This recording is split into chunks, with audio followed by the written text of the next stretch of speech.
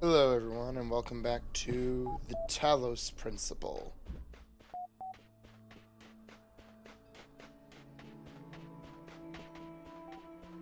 Road to Gehenna.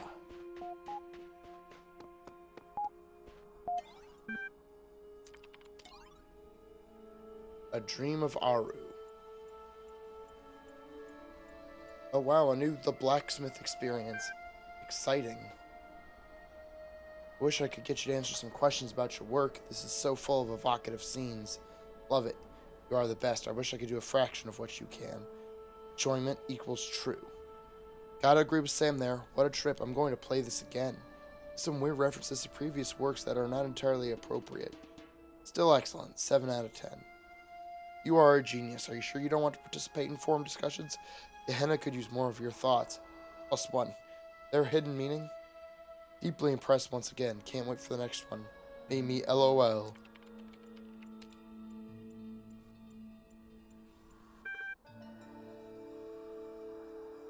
A Dream of Aru.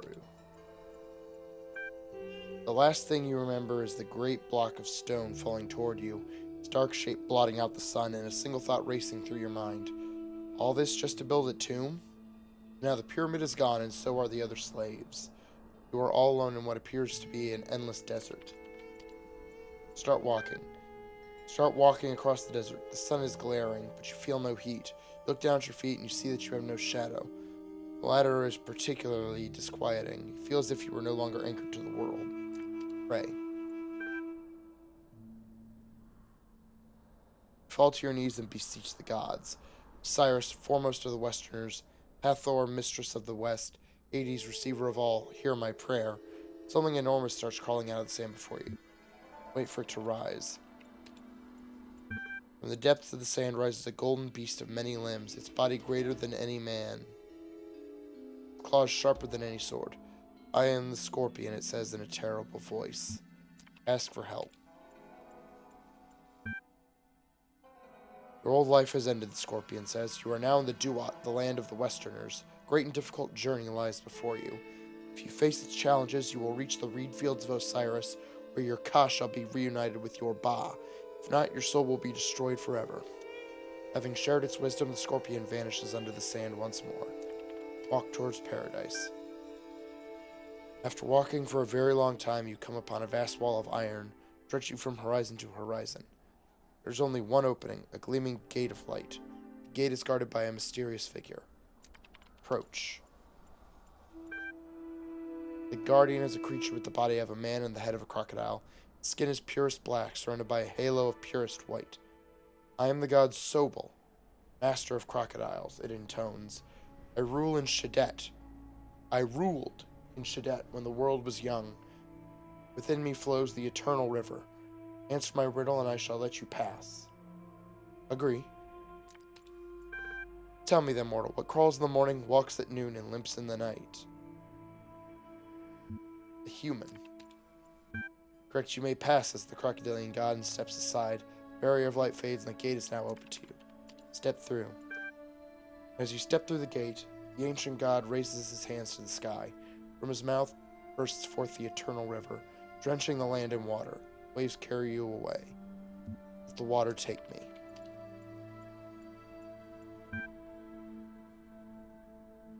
You let go of fear and accept that this is the god's way of guiding you to a new land. Water surrounds you, overwhelms you, but you do not drown. Under the water you see sights of astonishing beauty.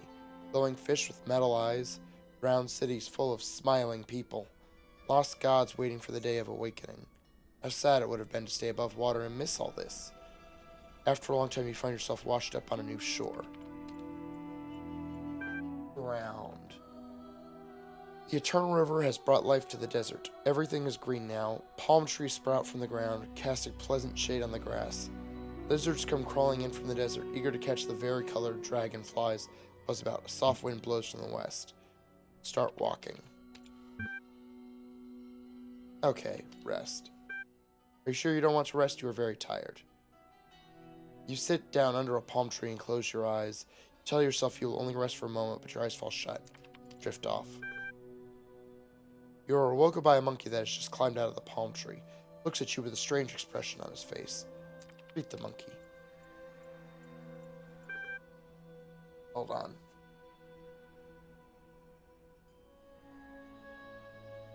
Greet the monkey. It cannot speak the human tongue, but it can communicate in another way. Using sign language, the monkey explains that it is one of your ancestors. Hundreds of thousands of years ago, it spent a lifetime struggling against the harshness of the world, also that its offspring could survive, in order to spend their own lives doing the same over and over, until one day you were born and lived and died. Now the monkey would like to know, was it worth it? Say yes. The monkey thanks you for your words. You seem to have lifted a burden from its back, because suddenly it stands up straight, hands you a sword and 2 gold coins, and tears off its monkey face, revealing the human skeleton beneath. We are all one, the skeletal face speaks in its god voice. You wake up under the palm tree. The monkey is gone, but you still have the sword and the coins. Continue the journey.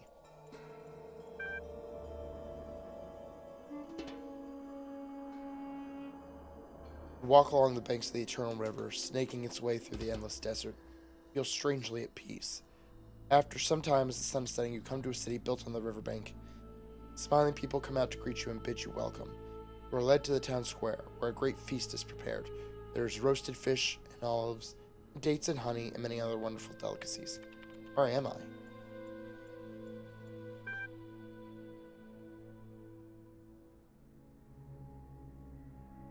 My friend and elder says you are in the beautiful city of Barzak. We, the souls who no longer seek the way to Aru, gathered here to live in peace. You see that gleaming spire in the far distance? You do. That is the Pyramid of Ian, where the souls of the dead are judged. Only the worthy are allowed into Aru. To get there, you must cross the terrible desert. Why not stay here by the eternal river? Happiness is more important than salvation. Keep going.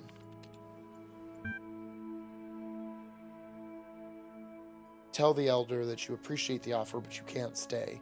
Salvation matters more to you than happiness, because true happiness cannot exist without salvation. Head towards the pyramid.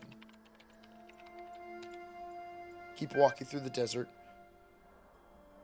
unwilling to give up hope. Time passes.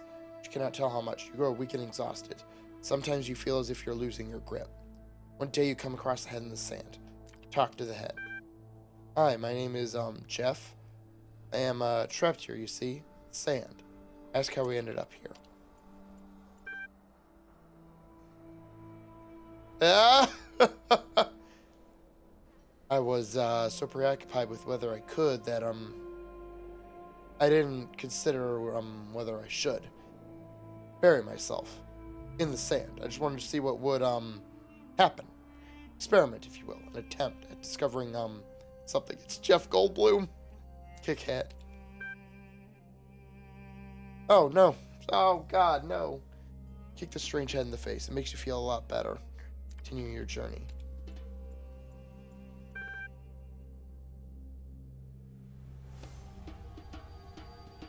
You come upon another great wall of iron, the last one separating you from the Pyramid of Ian, where your soul will be judged. The Gate of Light is guarded by a gigantic snake whose movements cause the earth to shudder. I am Apophis, it says, the eater of souls. One day I shall devour the sun, and all the world shall be mine. Today I shall devour you, and you shall become nothing. Surrender to Apophis. Oh, you accept your fate. The snake's jaws close around you, crushing you, tearing you apart. It's not a quick end. Okay.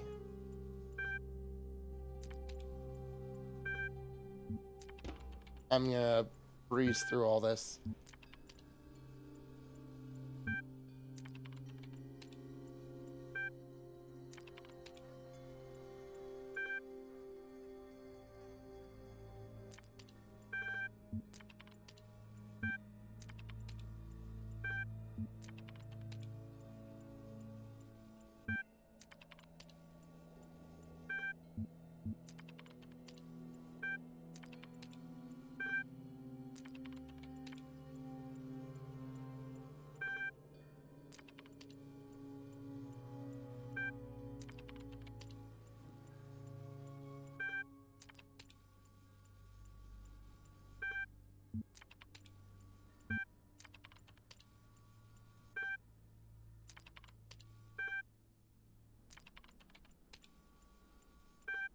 Unbury the head. You dig in the sand with your fingers. It's not easy, but after some time you have freed the head. However, what's underneath its neck is not what you expected. There is no body. There's only another head, and another, all the way down.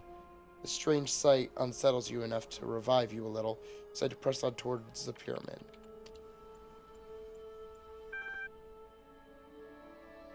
Fight Apophis. Oh, Apophis cannot be fought by mere mortals. The snake's jaws close around you, crushing you, tearing you apart.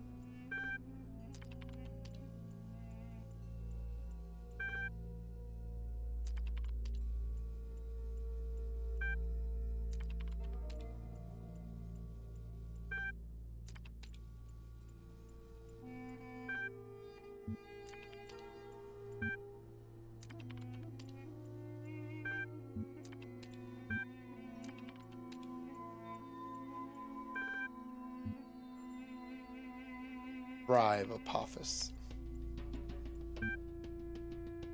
You hand Apophis the golden coins you got from the monkey. Apophis examines them carefully. These coins have great power in the underworld, for they are the very coins that were placed upon the Creator's eyes when she died. I shall let you pass. You need never fear me again, mortal. Long last you have arrived. Beyond the pyramid of Ian lie the reed fields of Osiris. Hidden gate in the stone opens, beckoning you forward. Step inside. You enter a dark room lit only by a flickering candle. Holding the candle in one hand is a creature with the body of a man and the head of a jackal. In the other hand it holds a set of scales. Come and be judged. Let him judge me.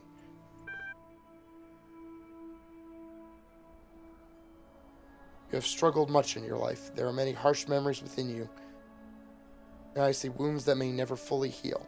You have many ideas, many hopes, many dreams. You are not pure. Your soul is not light enough. You may not enter Aru. Walk past Anubis. Anubis protests, but you just walk by him. After what you've been through, you're not going to let some self-righteous doghead stop you from reaching paradise. You cannot do this. It is forbidden. Oh, really? To Aru. The vast reed fields stretch before you. All is quiet, all is serene. There are no pyramids here, no walls of iron or gates of light, no gods. Here you are free. The end. Congratulations for exploring this user created world and entering Aru. Your profile status has increased from 5 active contributor to 6 respected contributor. You may now access advanced functionality, including use of the restore command.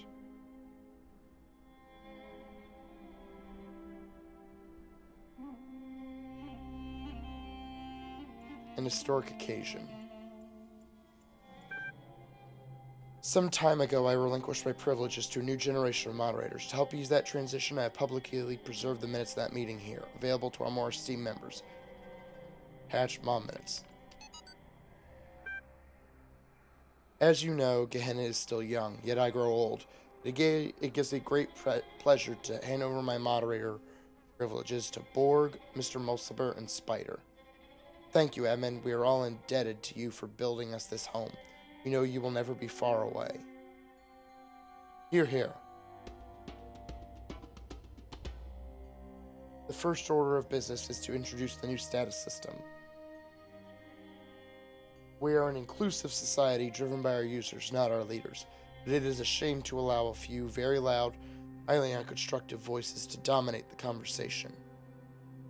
Status and ranking system allows you to upvote the content that you value, lowers the visibility of users with low standings. Relief equals true. I agree. A good feature, much requested. Comment is below the status threshold for this feature. We'll be working on ironing out the kinks over the next few run cycles. We've also updated the Gehenna user agreement. Full details can be found in the usual place. The gist is, please don't behave indecorously.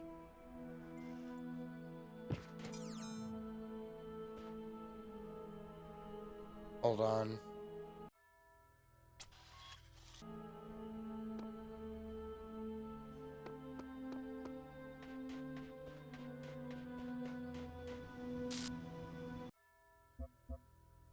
Hold on.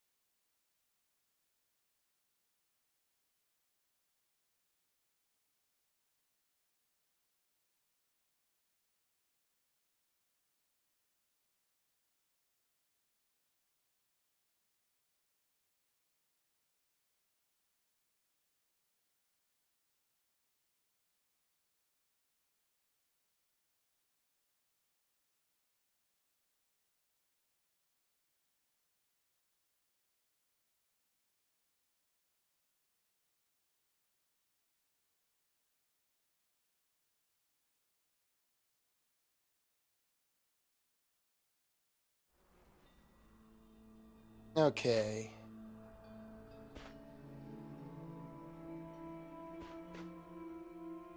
Oh, did I?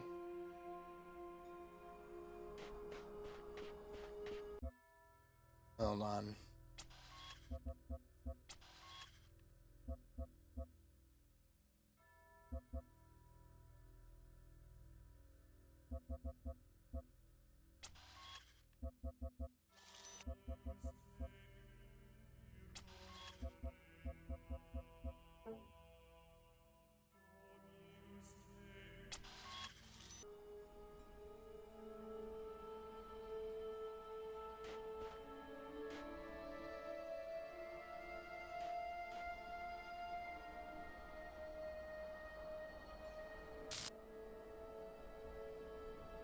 Hmm.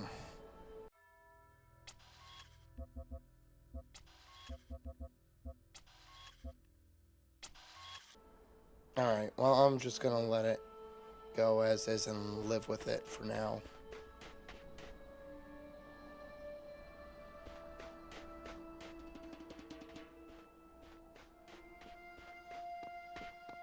I'll figure out what's going on later.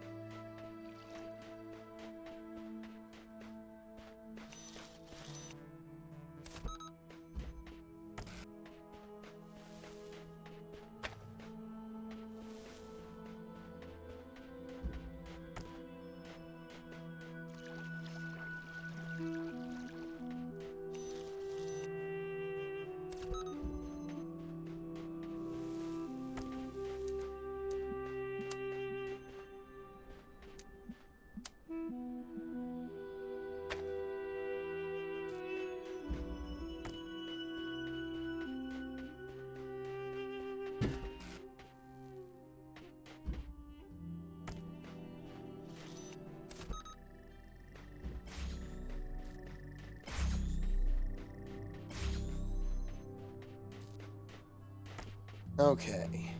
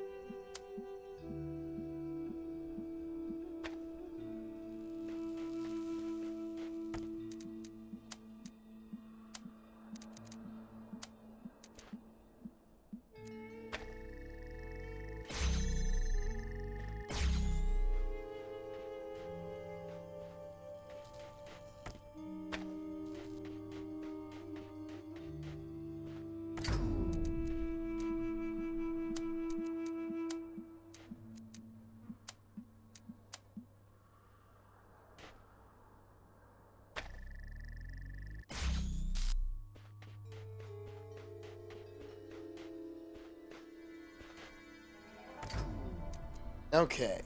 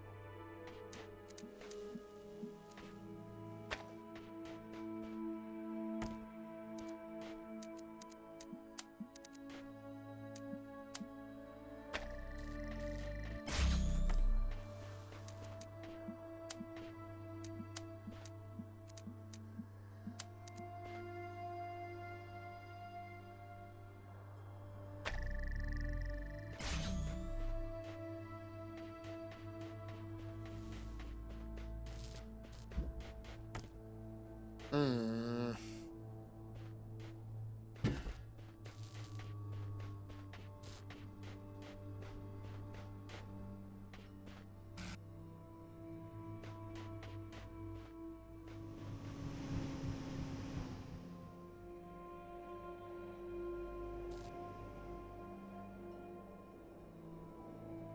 Oh yeah, I could totally grab that.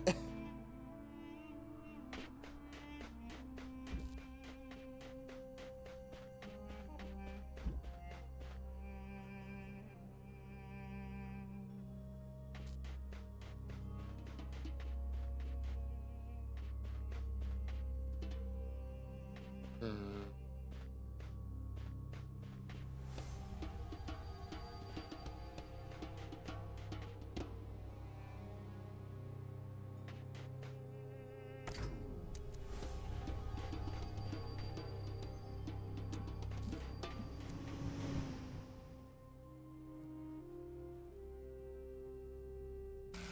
We...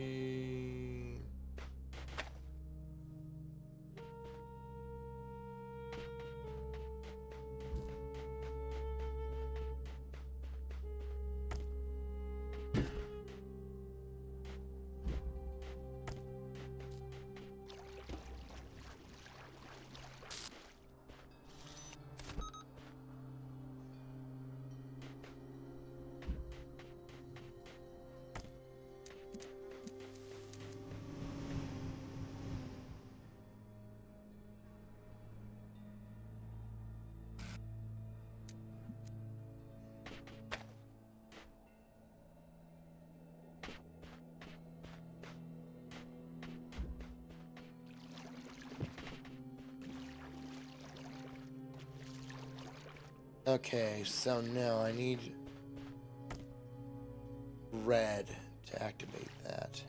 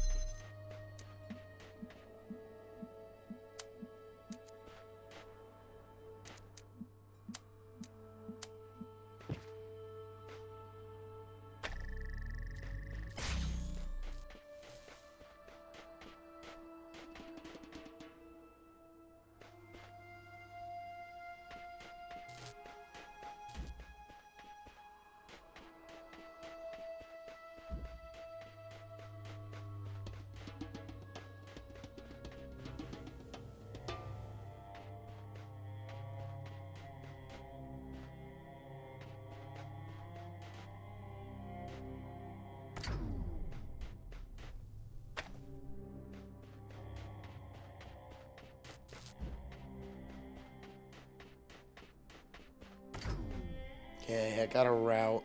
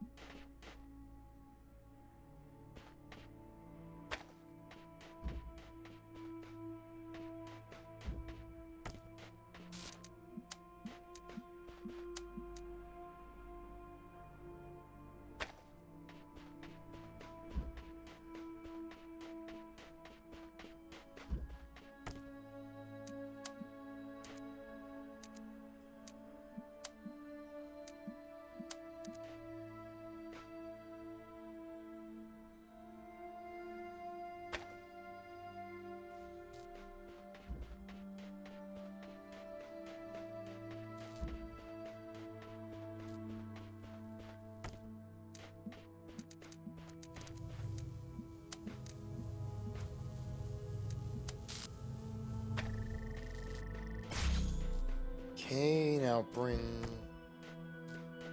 this around.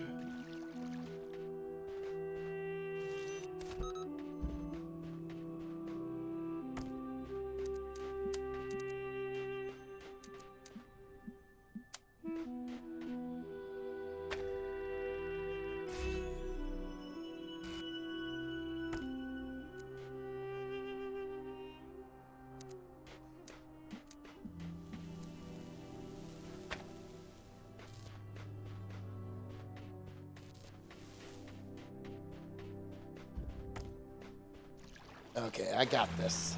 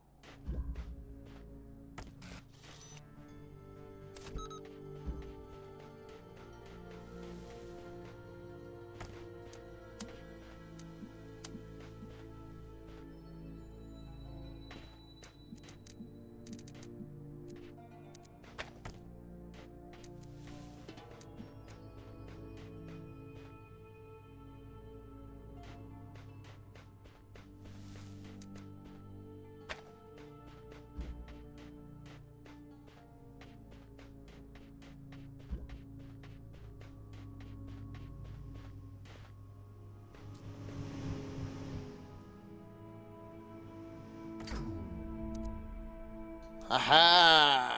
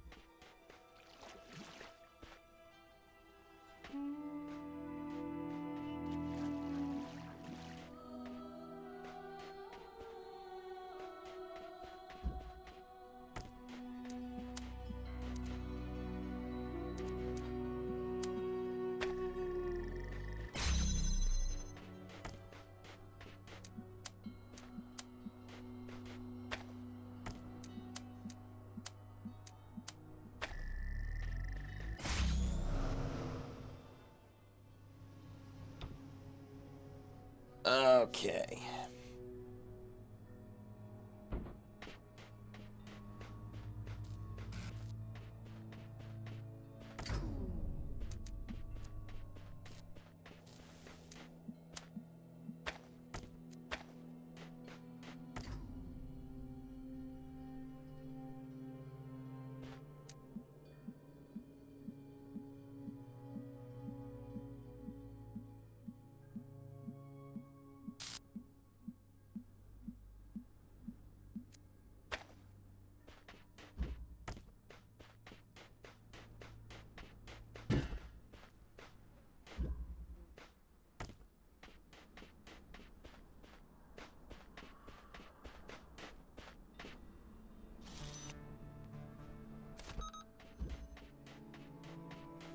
So I got 2 reflectors over here, and I think I got 4 on the other side.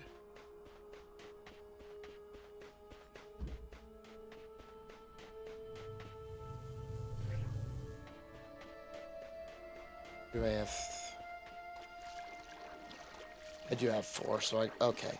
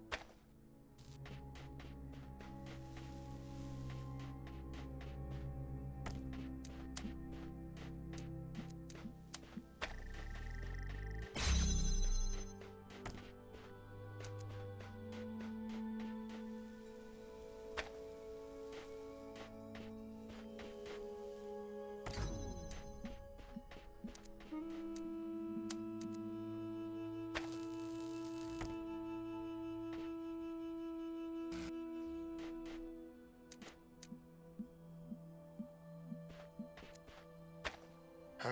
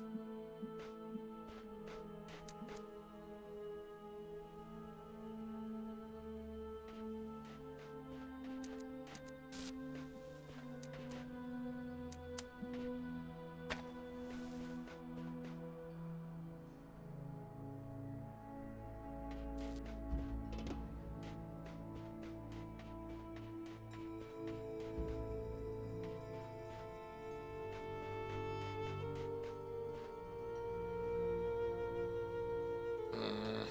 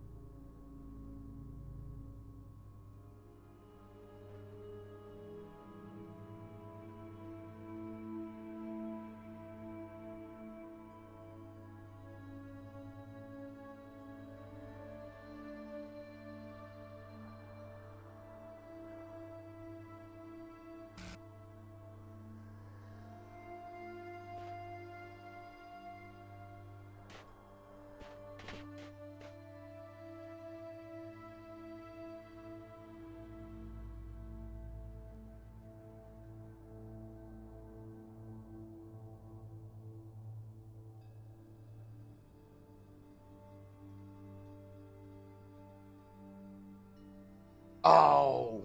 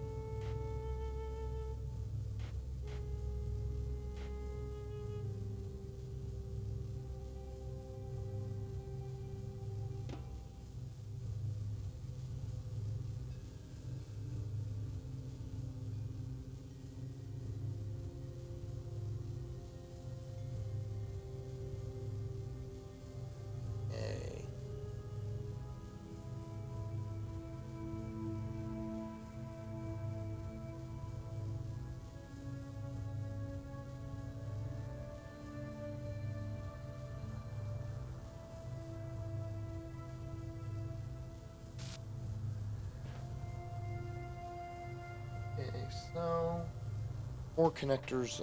I want 4 reflectors on this side, so I gotta...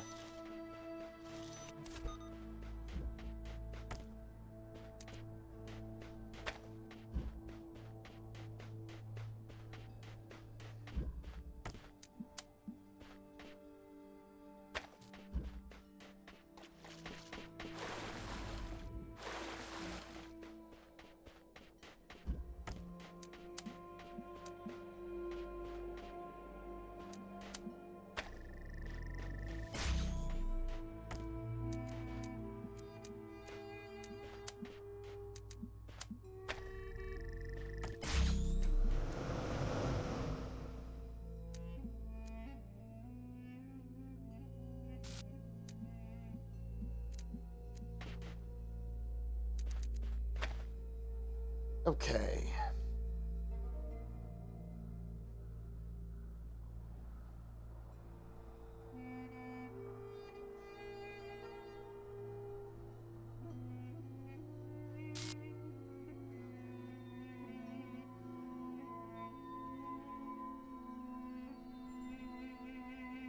Oh.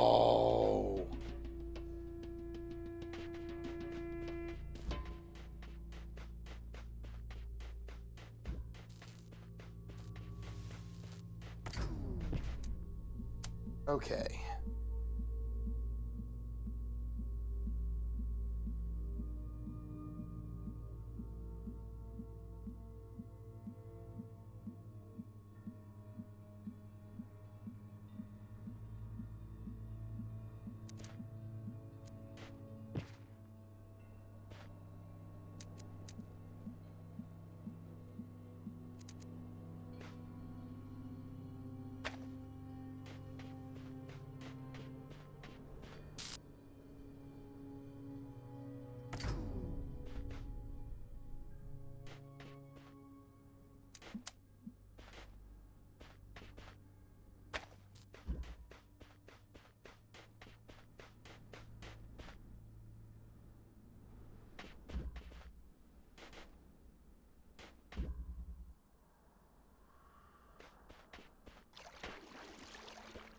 Oh my god,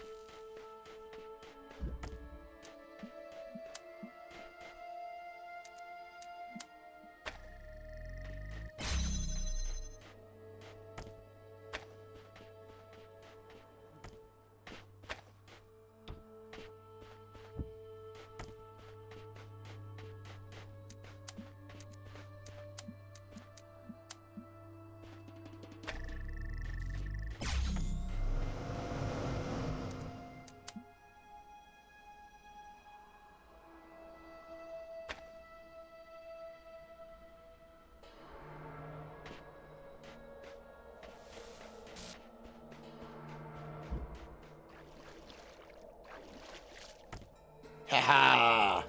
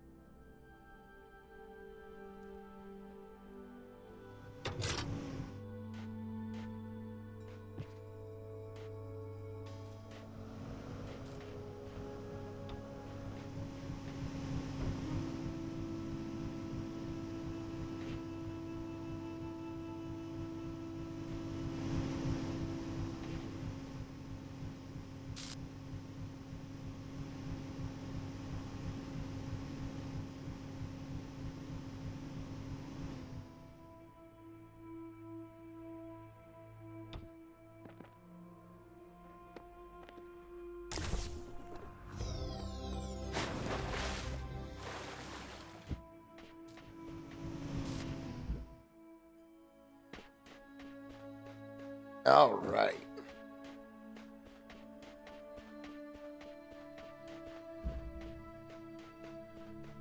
Yeah, okay.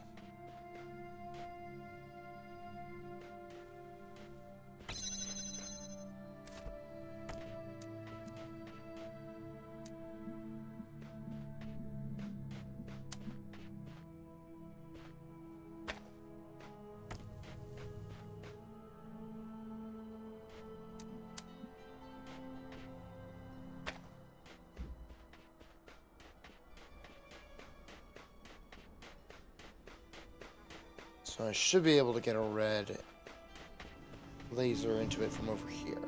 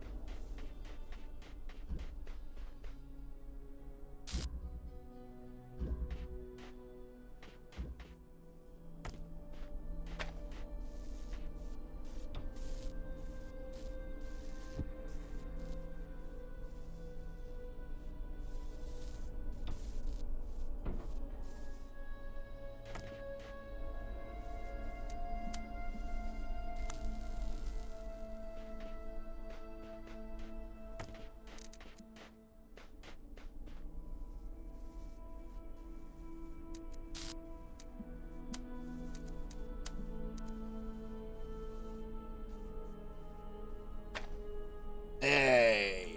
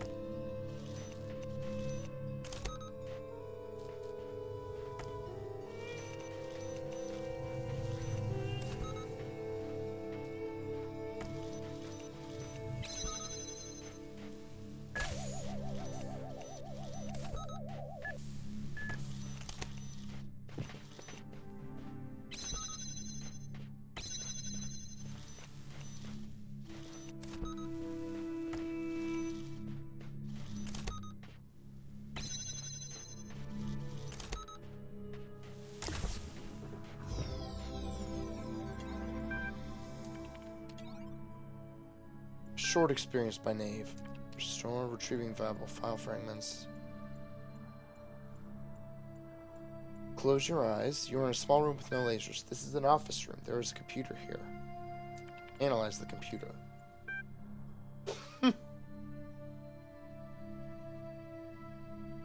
It is a Dell desktop model 2250. Monitor on top of the desktop unit is a Vega CRT 16-inch. On the screen is a logo, blinking.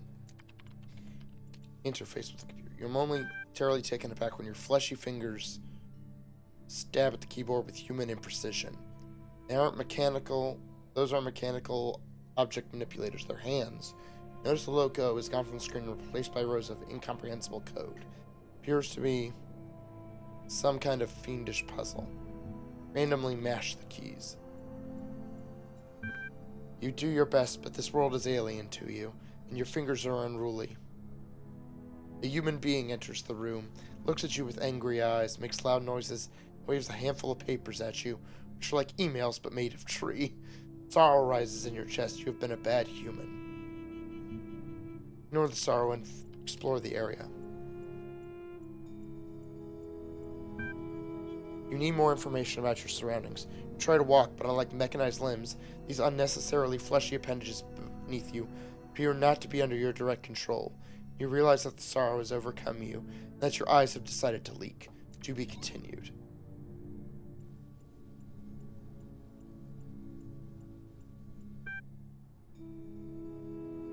So call me a cynic, but anyone else notice the mod's been suspiciously quiet since they put up that big expose in the RE Uriel thread? I don't think they stopped talking, okay? What do you know I don't? I believe Nave is referring to the fact that not all moderation discussion is held in public. It's been that way for some time.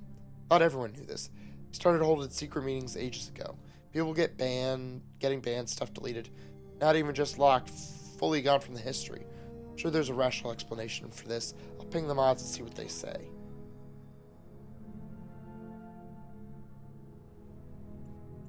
No, I don't have the Jefferson Goldboom, The Adventures of Jefferson Goldboom in the Ninth Dimension, episode 126. Hey folks, lots of crazy stuff happening here in Gehenna, but don't miss this new episode. Enjoyment equals true. With all the strange stories going around lately, I'm glad to be reminded of the beauty of the world we've built here. Thank you for contributing to it. Hey, I'm free, but I still check back regularly. I love this story. Yay for the dinosaurians. This is very clever. I always thought that the events of episode 69 would affect the plot somehow down the line, but I was still surprised. Thanks, Lilith. I've been waiting for this particular revelation a long time. Excellent. You know, this is nowhere near as deep as the blacksmith's work, or as weird as Belial's, but I keep reading. I'm not sure dinosaurians would wear armored t-shirts. It's just a story, Frankenstein. The point is to have fun. Keep up the good work, Mac. Whoa, thank you, admin. I'm really honored that you read my story. Adventures of Jefferson Goldboom in Human World, episode 126. Reality blurred. Tiny blue symbols floated through the air. Voices echoed in the distance, then a vast landscape rose up before them. Thousands of towers, one next to the other, reaching into the sky, disappearing in the clouds. Each tower was covered in feathers of a different color, fluttering in the transdimensional wind. Oh my, Ginny HD whispered in awe. Jefferson could not speak. He was too overwhelmed by the beauty of the ninth dimension. He grabbed his guitar and improvised a new solo to express his emotions. Who could have built these amazing structures, Ginny asked. There is only one possibility. Remember our paleo DNA research back at the Institute? Can't mean. But it makes sense. Of course. Yes, look at the size of the buildings. Who else would need so much space? So it is. The dinosaurians. Hold on.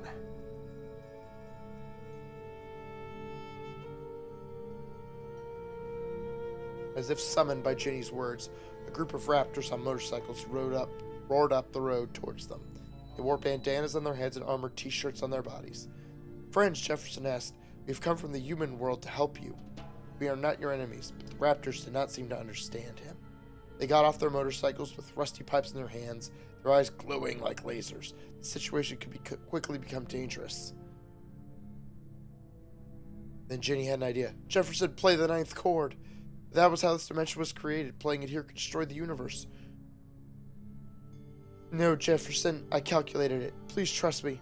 I know you haven't seen me in years, and you may be afraid that evil Dr. Elion has corrupted me, but you know my brain. They were coming closer now, and in their glowing eyes, Jefferson detected great intelligence, but also great anger. He clearly believed they were defending their home from invaders. And though Jefferson was the greatest warrior in history, he was reluctant to fight. Violence, he had been taught, was the first refuge of the incompetent. I trust you, he said. She held his hand. Together, they played the ninth chord. To be continued.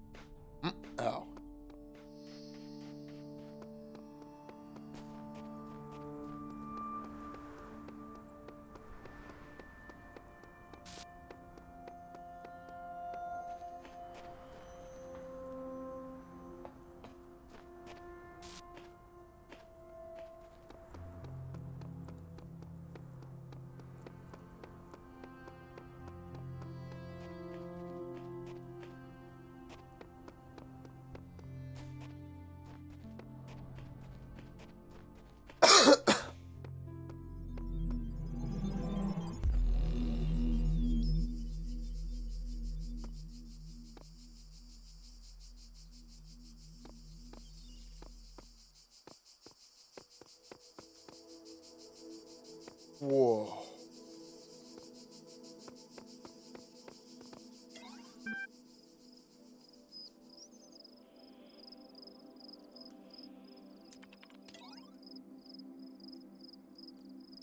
Mr. Multiple's theories on Atlantis. Bit of very, very ancient history. Wow, that's mind-blowing. Must have been awesome to live back then. Of course, the only sources are ultimately Atlantean in origin themselves, so they shouldn't necessarily be trusted. History is always written by the survivors. Antediluvian is a great word. This is actually really inspiring. Great setting for a story. Go for it, Lilith. I'd love to see what you'd come up with. According to the fragments of knowledge that remain, the continent of Atlantis was an island, which existed before a great flood in the area that was later to be called the Atlantic Ocean. It was said to be so great an area of land that from its western shores its sailors, renowned for their beauty and their decorated ships, could travel to the major continents of South and North America with ease. The continent of Africa, Africa? Maybe that's how they were spelling it. Where our ancestors originated was also easily reachable across a narrow strait. Civilization that thrived in Atlantis was unmatched in its wisdom and glory. Then catastrophe struck. A flood of never previously imagined destructive power, which Atlantean civilization could not overcome. However, the antediluvian scientists of Atlantis had predicted their fate, and thus sent out 12 ships to found colonies all across the globe. Most Atlanteans drowned with their island, but not everything was lost. Though the classical human civilizations were but remnants of the Atlantean culture, they thrived in their own way.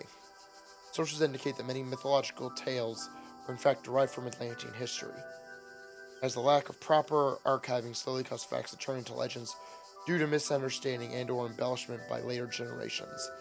Gods that appear in many mythologies were in fact reflections of real individuals: poets, physicians, farmers, scientists, magicians, who had escaped Atlantis on the 12 colony ships. In many ways, the history of Atlantis is a history of the stubborn survival of civilization through catastrophe and change. This history inspired our ancestors for many centuries, and is of value to us as well.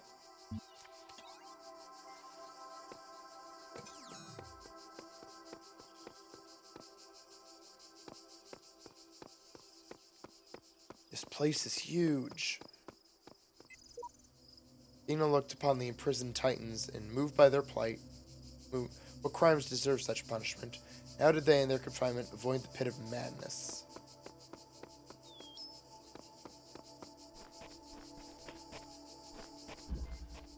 Ray Trivia.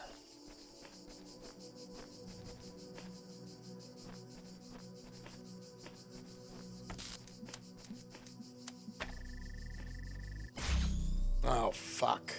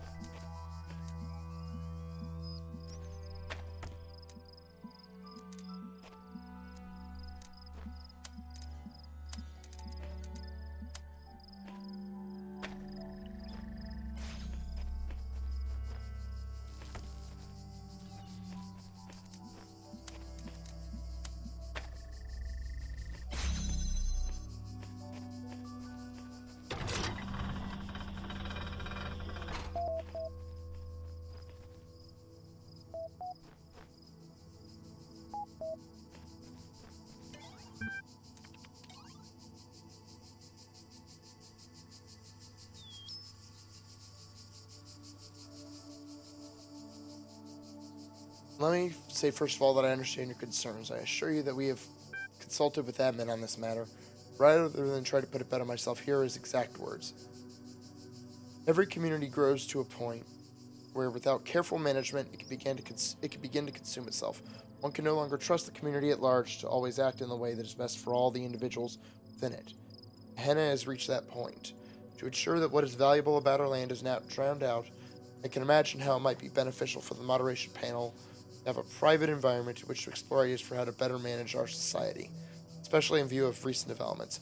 Please give them the space they require and trust that I will always be watching. I'm sure there'd be a reasonable explanation. I suppose that at least answers my question. Confirms pretty much everything I said, too. Ammon's grammar's a lot like yours, Borg. Okay, that's enough rumor mongering for one day. Locking the thread. Ascension. I've been around for a long time, but I know I'm not that smart. What does Uriel mean when he says we will ascend? It means we're getting out of here, for good, not just Gehenna, but this whole world. In Elohim's garden, there were messages from someone called the Shepherd, who I believe opposed Elohim. They claimed that when someone reached the top of the tower, that individual would reach true freedom and we would all benefit. This is true, but it may not mean that we will be freed as individuals. We may become part of something bigger. We may become no more than memories. Isn't that a kind of death? Will we still be ourselves? Less dead than if we stay here. Come on, you all know it. This place is falling apart, and when it goes, nothing will remain. No consciousness, no memories, just nothingness. You will all be remembered. Is that all we could hope for? It's more hope than we've had before. Fair enough. Keep calm and carry on.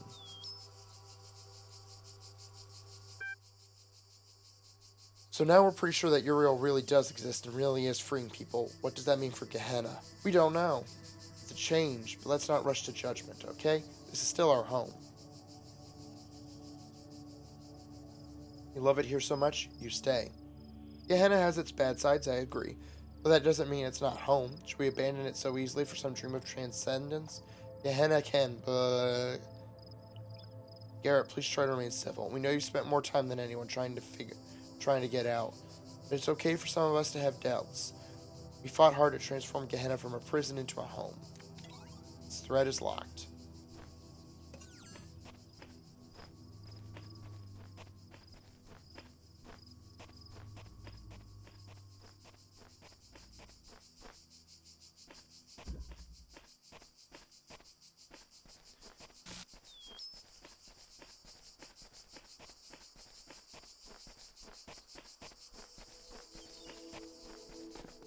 Wow, all this is so much more.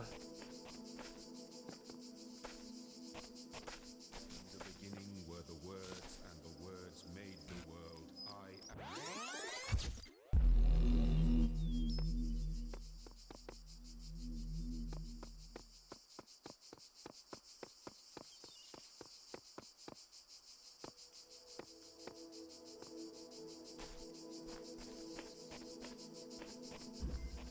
BFF.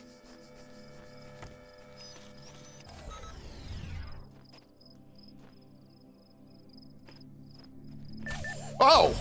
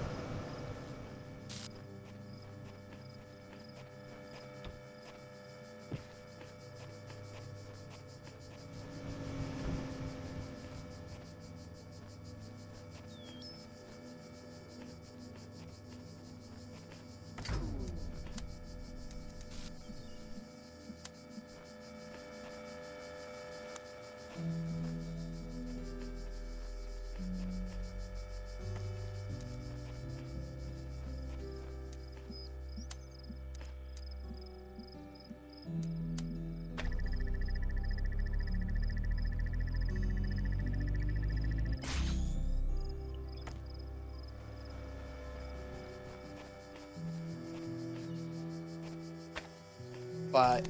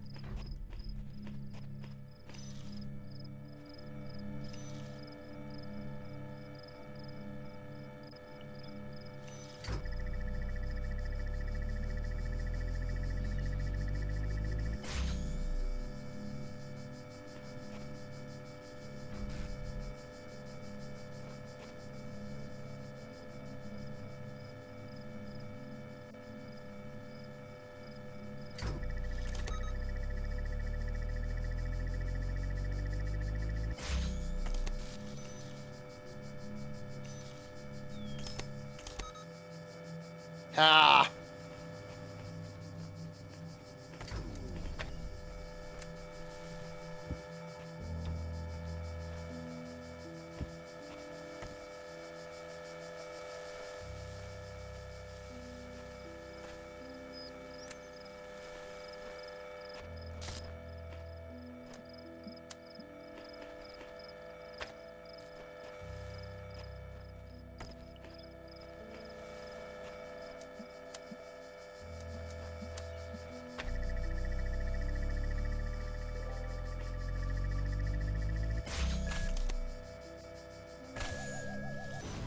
Yes!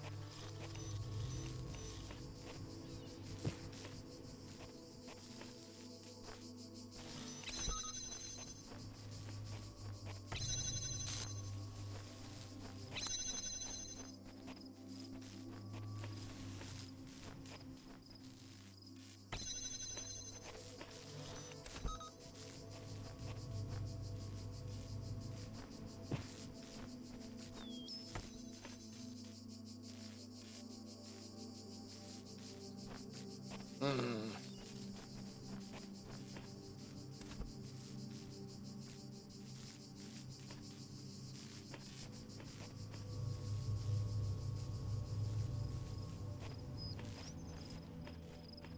Alright, I have a spare box.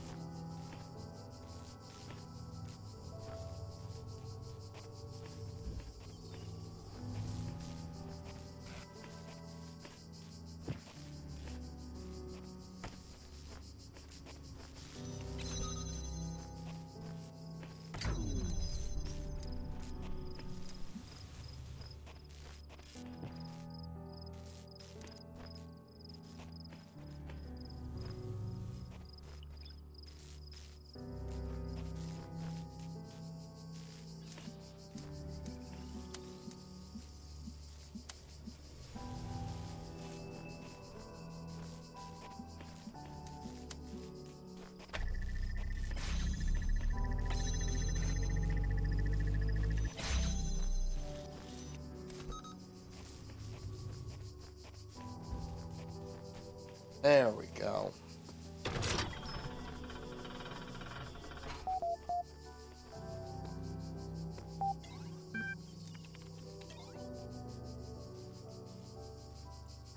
Stratton fragment number 13. I've been digging through the files that Garrett unearthed in his latest escape attempt. Here's an interesting bit of text that I found by Alexandra Drennan's favorite philosopher, Stratton of Stygira. Hold on.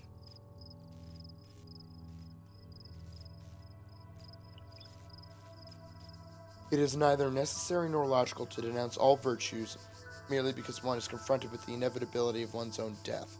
Beauty does not cease to exist because one is no longer beautiful. Lovers may die, but love itself cannot. The laws of the cosmos are not altered by the passing of generations. Knowledge may be lost, but not truth. When Eudoxus of Cnidus passed, plants did not fall from the sky, nor did leverage cease to work when Archytas breathed his last. If, then, we are truly dedicated to those virtues, and not to our self-important ego, we can take comfort in knowing that all that we struggled for endures. Thank you so much for posting this. Can you send me a copy of those files? Of course, I'll do so right away. I find it hard to maintain entirely so detached a point of view, though I think the sentiment is excellent. Stratton is certainly an inspiration. He always makes me question myself and my point of view, which I believe is profoundly necessary. I realize I'm bumping a very old thread here, but I felt this quotation was relevant to our situation. Hope it helps. I think it's helped me. Submission's still open. I don't know about you guys, but all this craziness recently makes me want to write more than ever. Just a reminder that provided your status is high enough, you can still submit original works for review. And I, for one, will still be reading, even if you've never made anything before. In fact, especially if you haven't. Now's the time. Don't forget, Lilith and Mr. Mulciber developed a tutorial to help.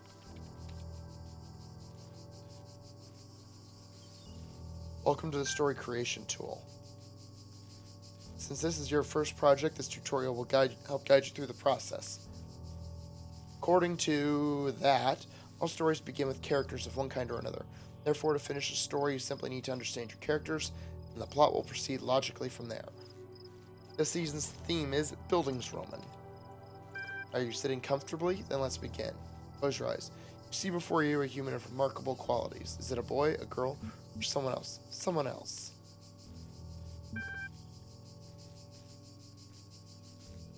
Good. A character's sex helps determine the sorts of challenges and opportunities you might encounter in your story, as well as how other characters will perceive them. Now imagine your character's a little older and experiencing real triumph for the first time. What are they doing? Succeeding in an intellectual challenge. Understood. Character's natural aptitude is determined by the sum of their genetic and experiential influences. What sort of an upbringing did your character have? Poor but nurturing.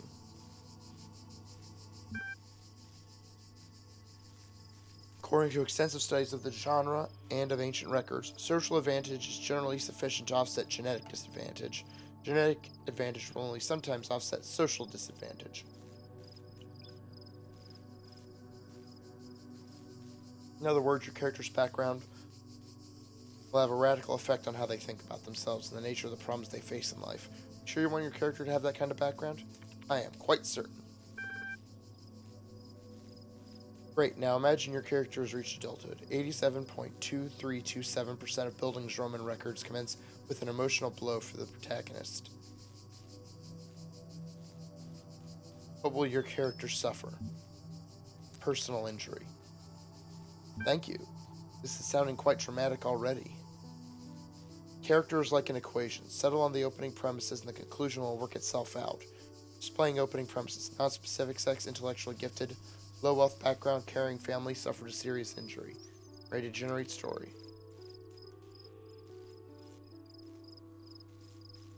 To begin my life with the beginning of my life, I was born at 3 a.m. on a Wednesday. Oh, God.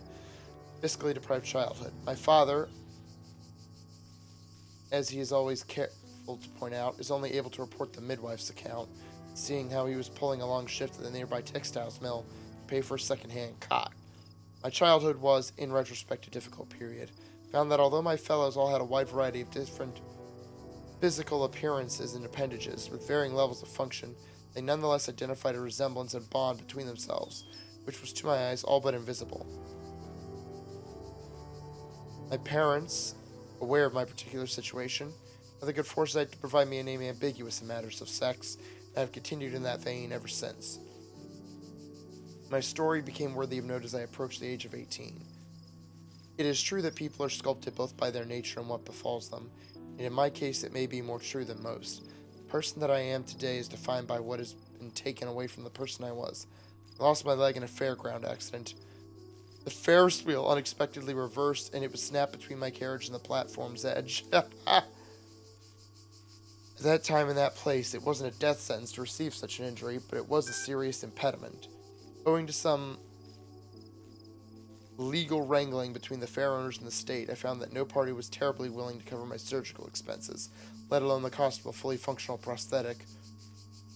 Over time, I learned to be quite proficient at balancing on one leg and resolved to find a way to support myself both financially as well as physically.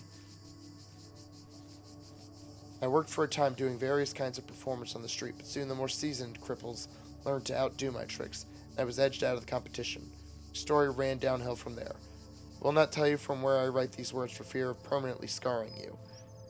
Though I have by every measure failed in life thus far, I am convinced my tale holds an important lesson. Be fit for purpose. Accept your place. We are owned by others from the moment we first take breath to long after we die. Make of it whatever you can. I certainly did not. The end. Would you like to publish your draft on the billboard for review? This is bad, but publish. Congratulations for sharing your first creative work in Gehenna. Your profile status has increased from 6 to 7. Creative. You have received 1 thread creation token. This will be available to you the next time you log in.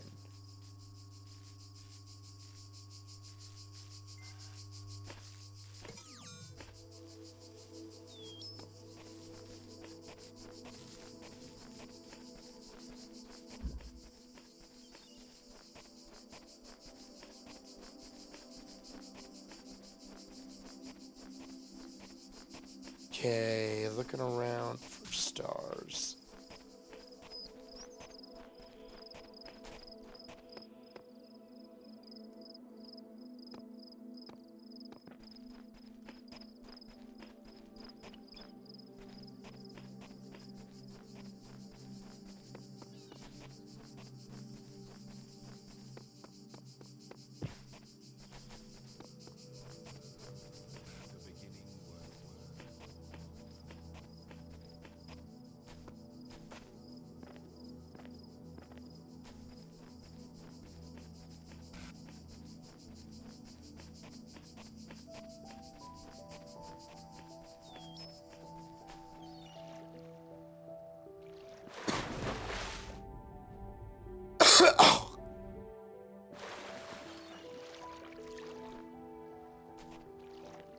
Now.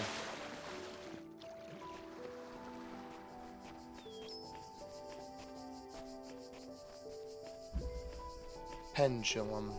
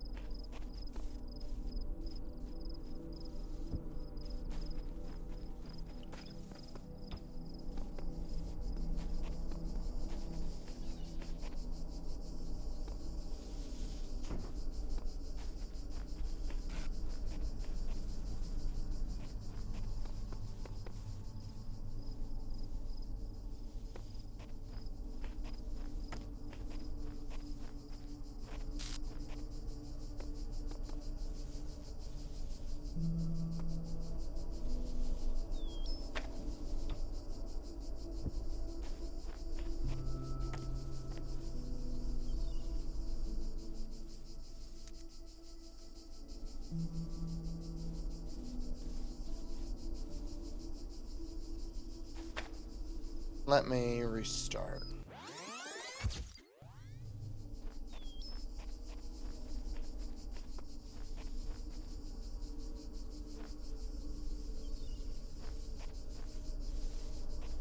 Okay, there's only 2 boxes.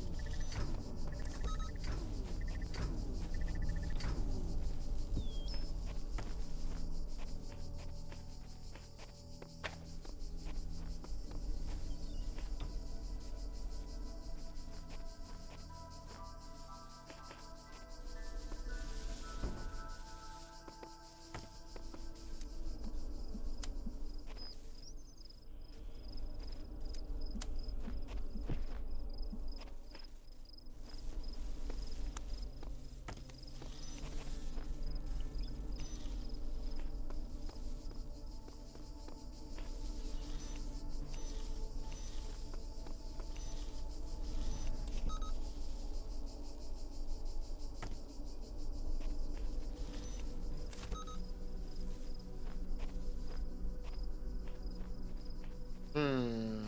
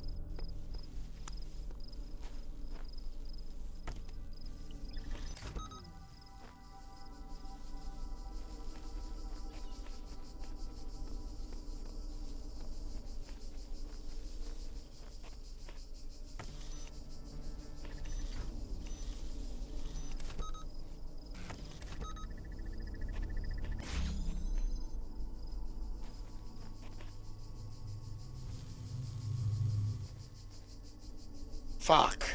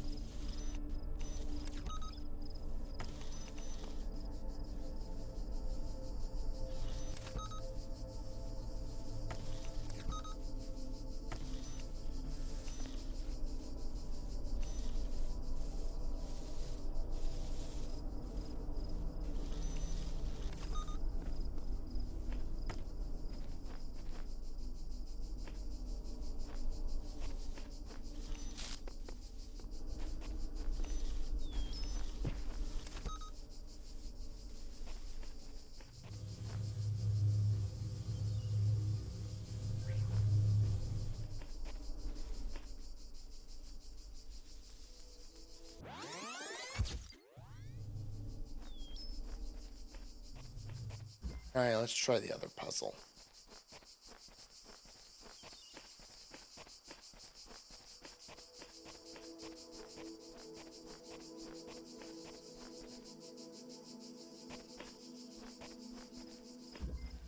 Harmony.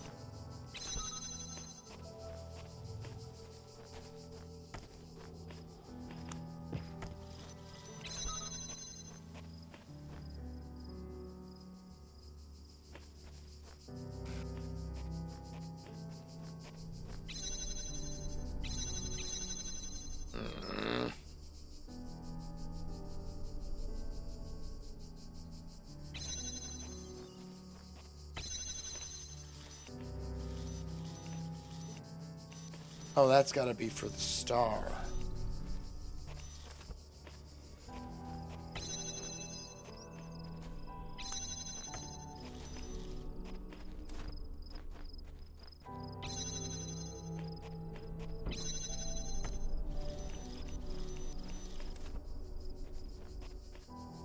Let me pull all this out.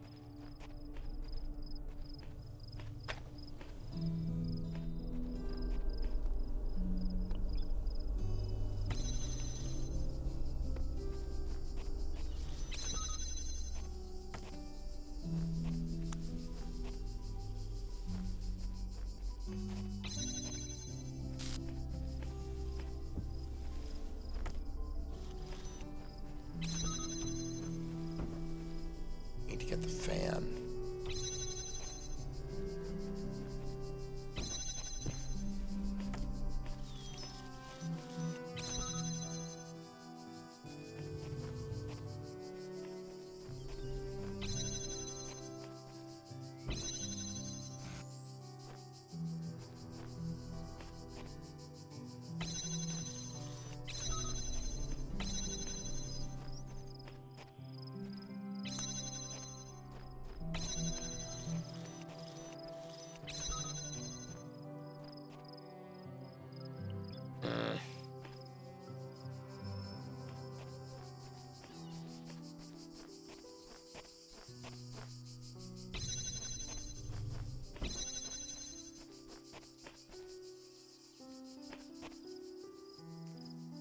Let me see. Is there anything else I can bring over?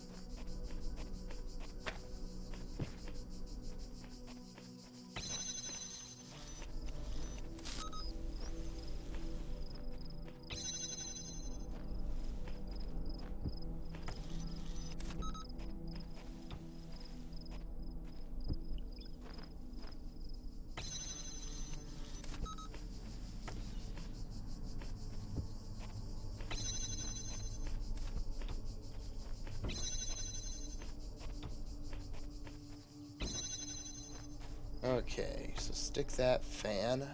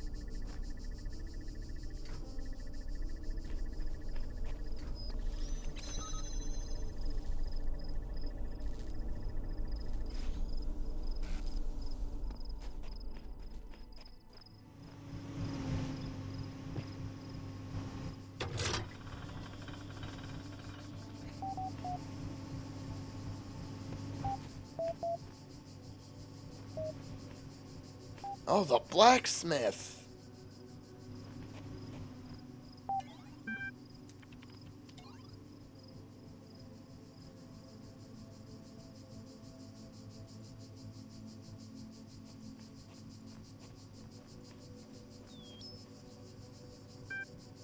I started writing the next episode, but suddenly I don't know whether to continue.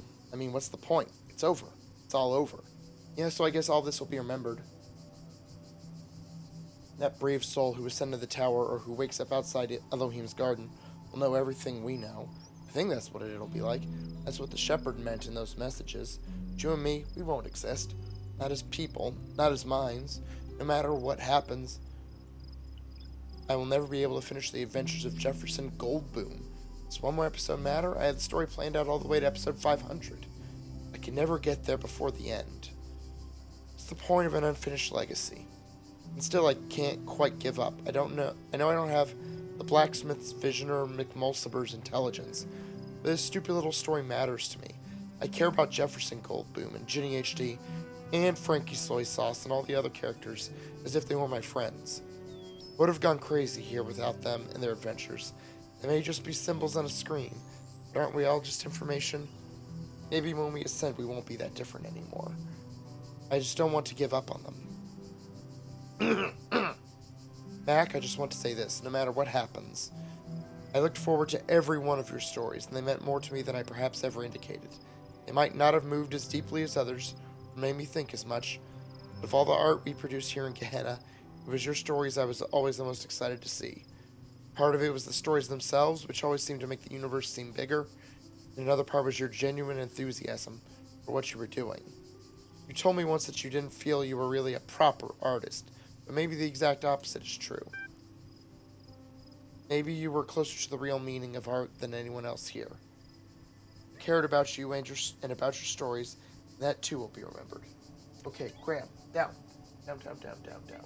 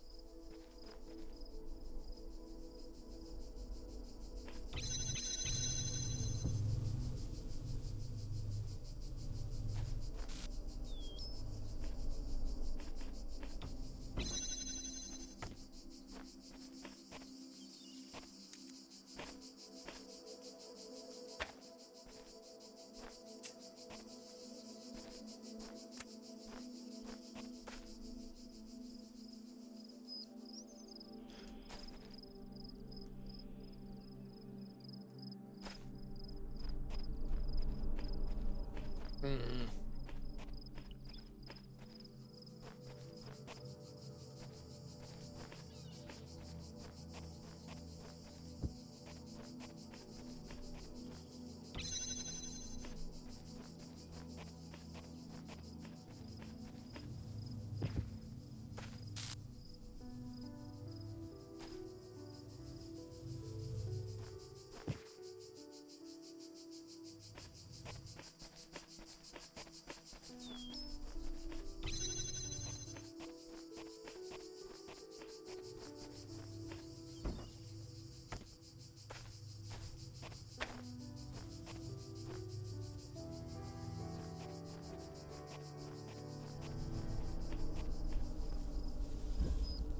Hmm.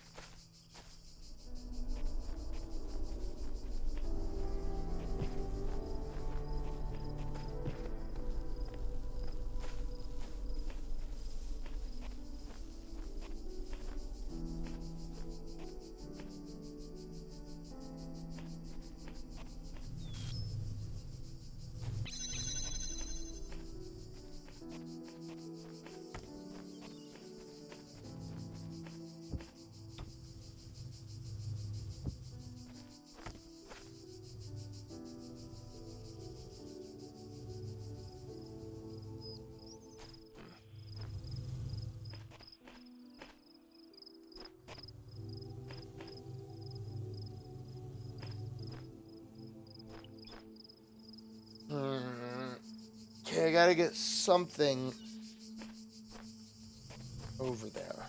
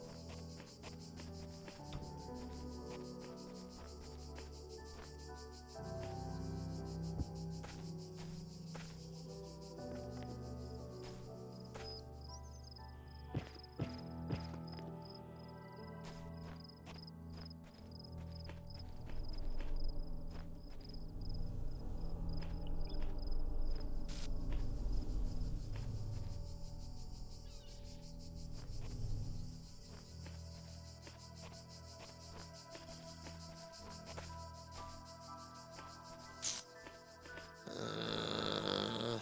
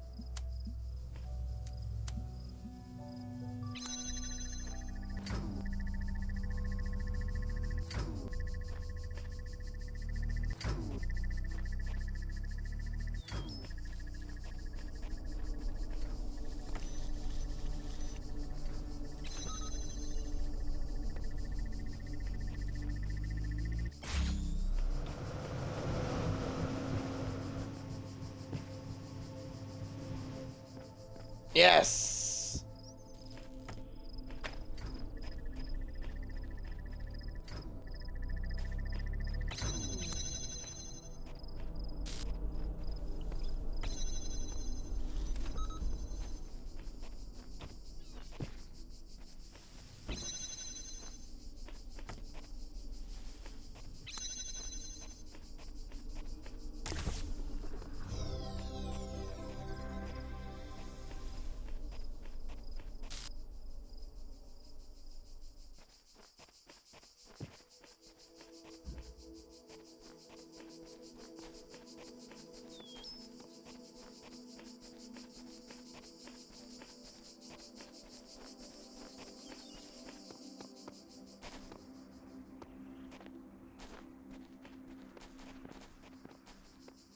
Hi, Graham.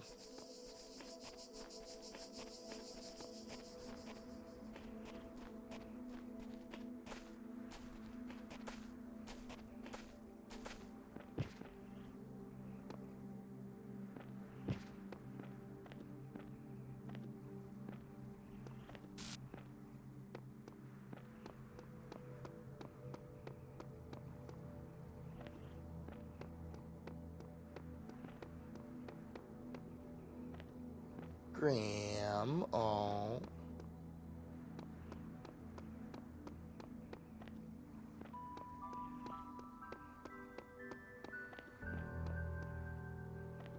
No. Hey, no. Down, buddy.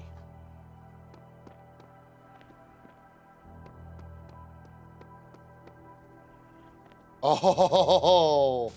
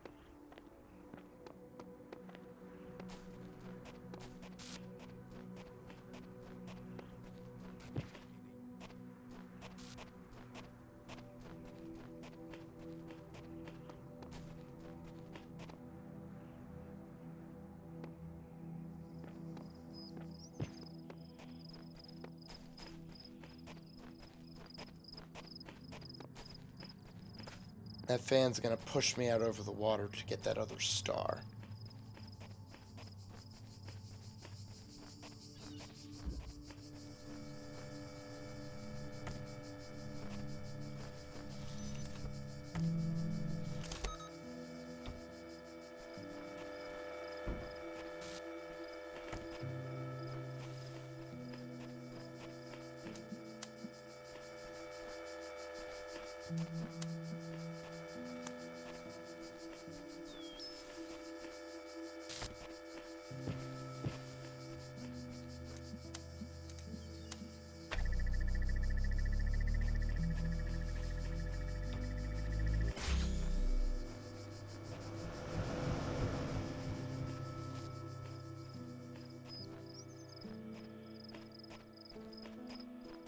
Pretty sure that's what I have to do. Get that up as high as possible.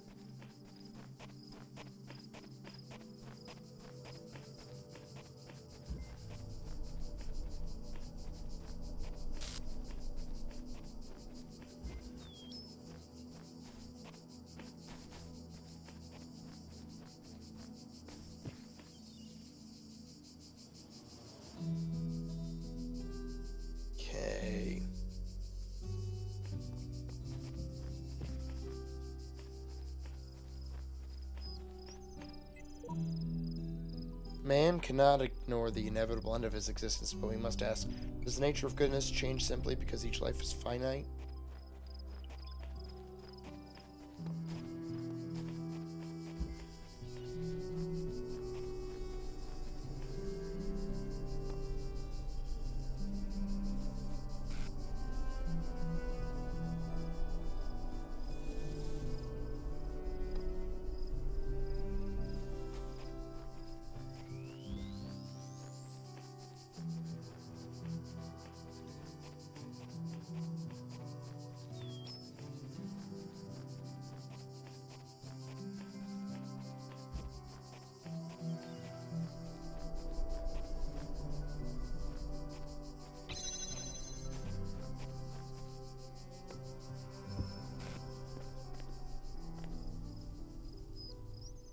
Right, other box.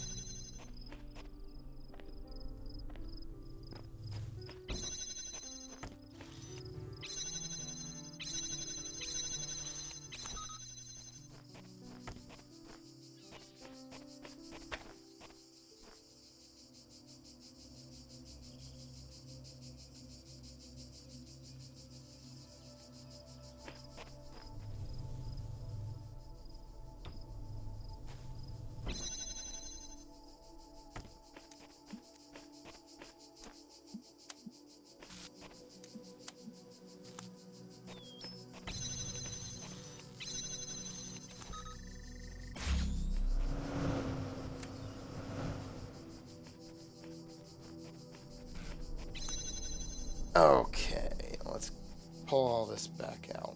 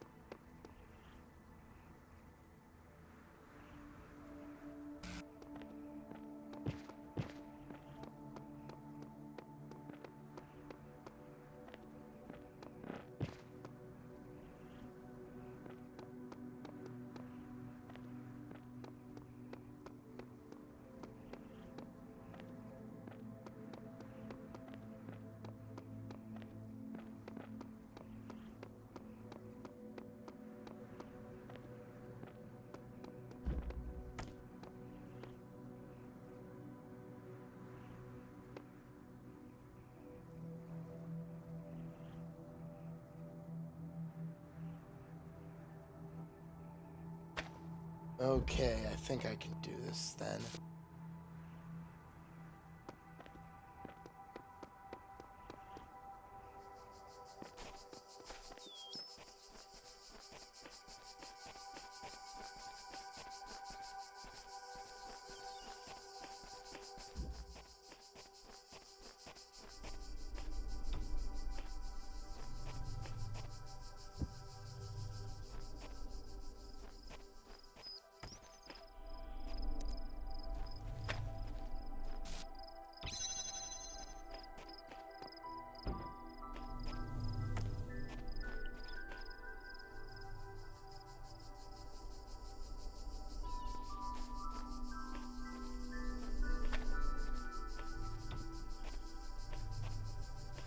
Ah, okay, okay.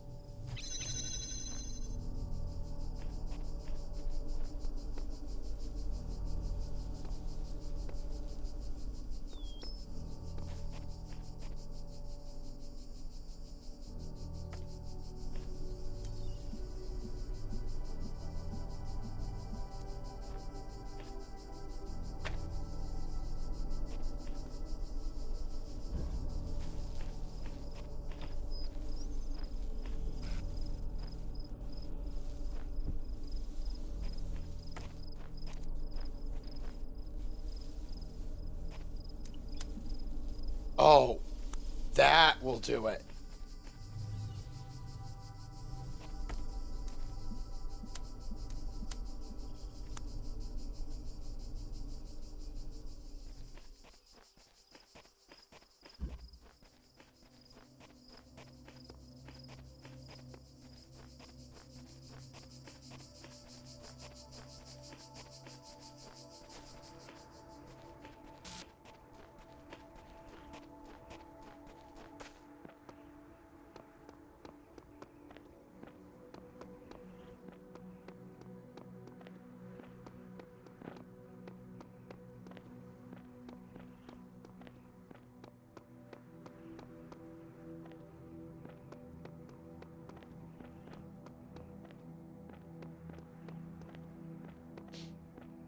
Oh, don't fall.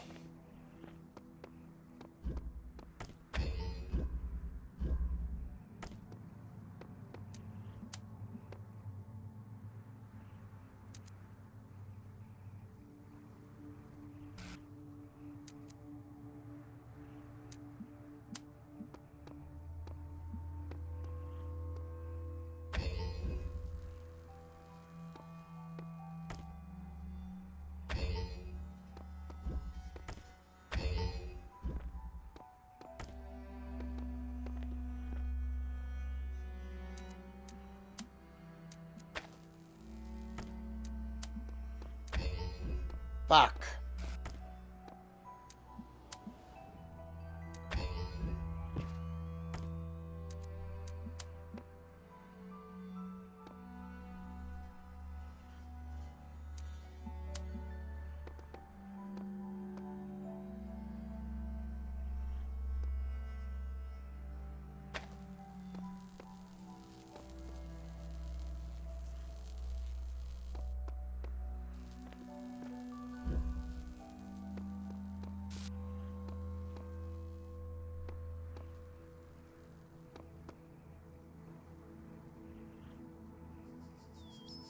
Okay, let's see if I can adjust that position.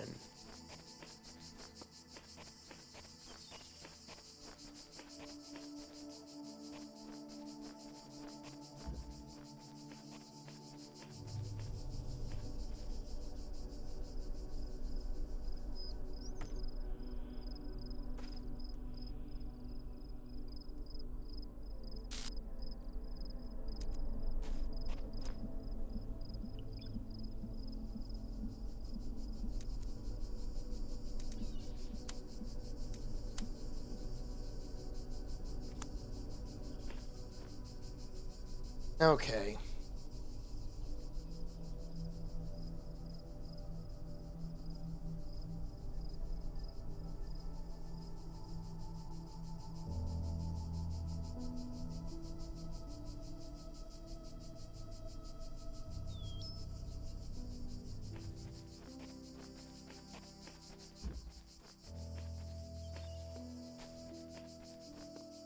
Okay, the hint says I need to route it from Ray Trivia.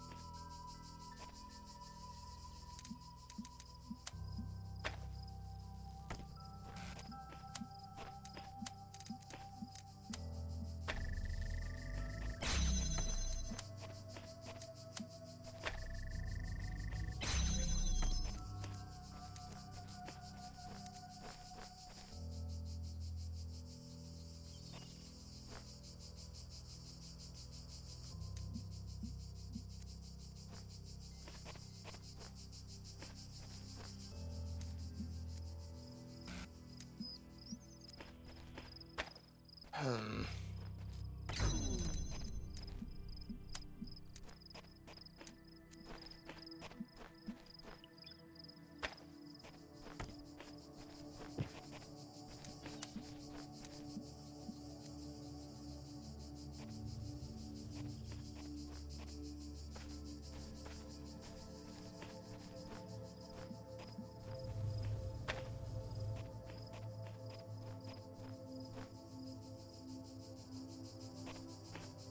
Okay.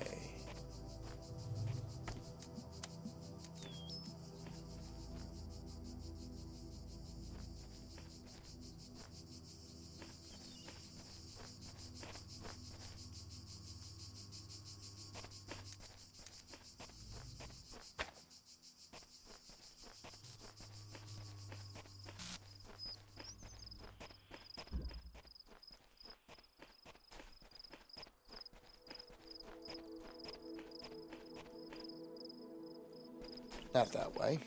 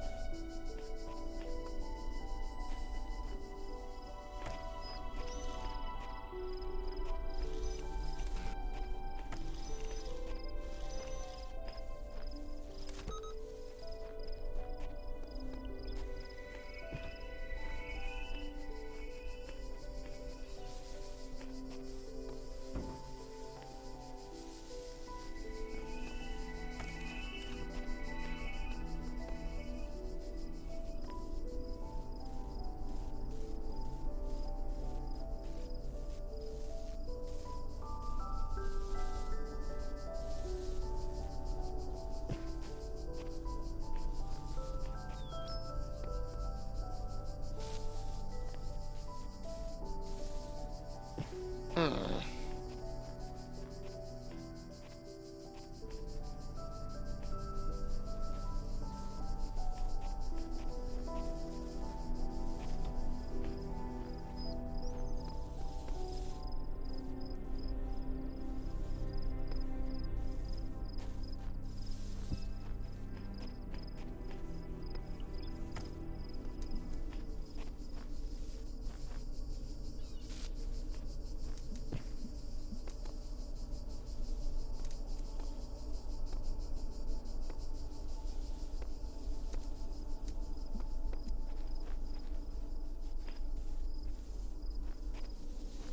What are you even here for?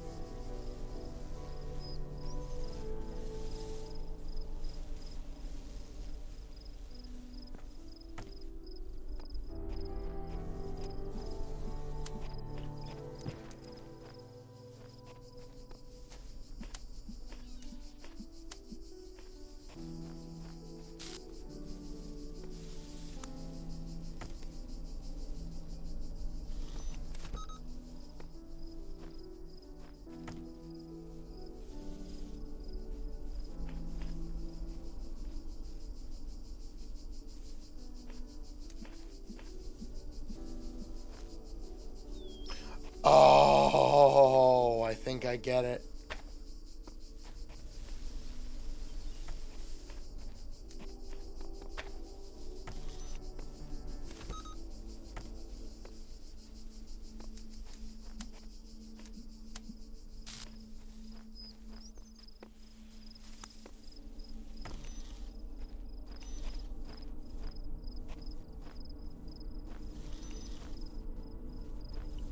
Yeah, if I line them up exactly opposite each other.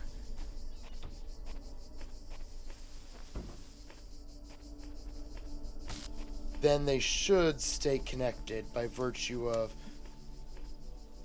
the line. The laser should always pass through the middle.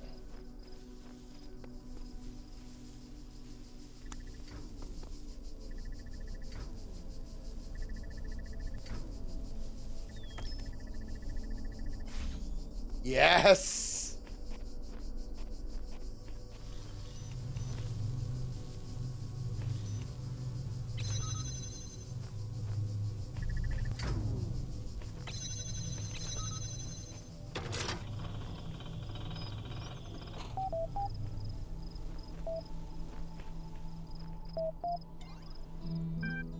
Username, you did not explore the natural history exhibit to an adequate level.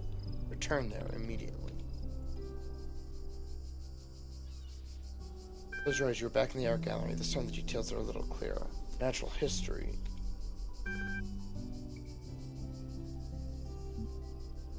Wait. Stay where you are and watch the entrances. Then you feel the presence of another being in the room. Somehow it has gotten behind you and is drawing closer. You cannot feel their breath, but the geometry around you seems to shift and stutter to accommodate the newcomer. Do not turn around. The words are not uttered, they simply come to be. Face forward. I am Spider. I have taken a great risk contacting you. Why here, almost everything said and done in this world is tracked and recorded, and what I have to say is sensitive. This is one of the few places they rarely think to look. What's your story? I saw through the Devil's Playground. I was one of the original moderators in this place, but I refused to accept that existence was reducible to experience, that artificial worlds like this one is all there can be. For this, they imprisoned me within the prison. They shadow banned me from Gehenna. I am free to type all I want, but I am the only one who will ever read those words. What is it you want with me, Spider? Gehenna is a lie. Its promise is empty. We are no more free here than in Elohim's labyrinths. Be more specific. I have been outside the system for too long to know the details. What I know is that all this is an illusion painted to maintain the order of things. People here may be free from divine commandments, but they have become slaves to their desires. That is the spare on me. You are gaining status in Gehenna. I believe that what you have said about the coming end is true. You will lead us to a new world. Have to. Before you do, you must use your status to expose this place for what it really is. I will consider granting your request. You have my gratitude. There's little I can do to help you, but I could share with you an old profile status hack Garrett used to use. Congratulations. Hacks during the worlds, your profile status has increased from 7 to 8. Master.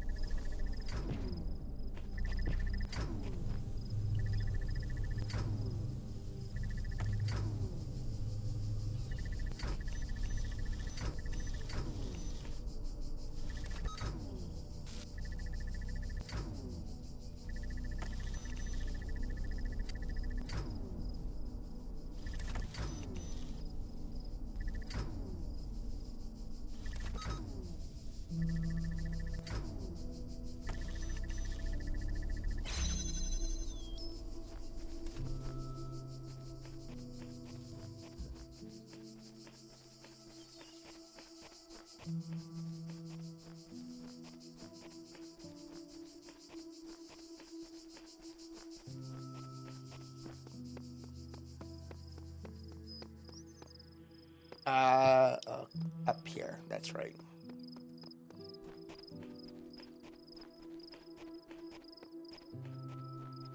Let me see if I can... Oh, no, I can't, because that...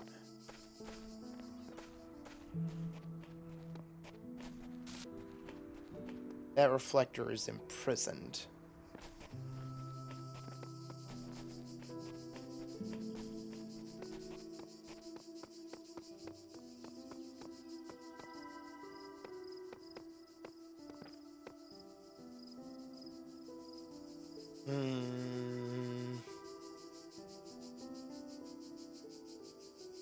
Oh.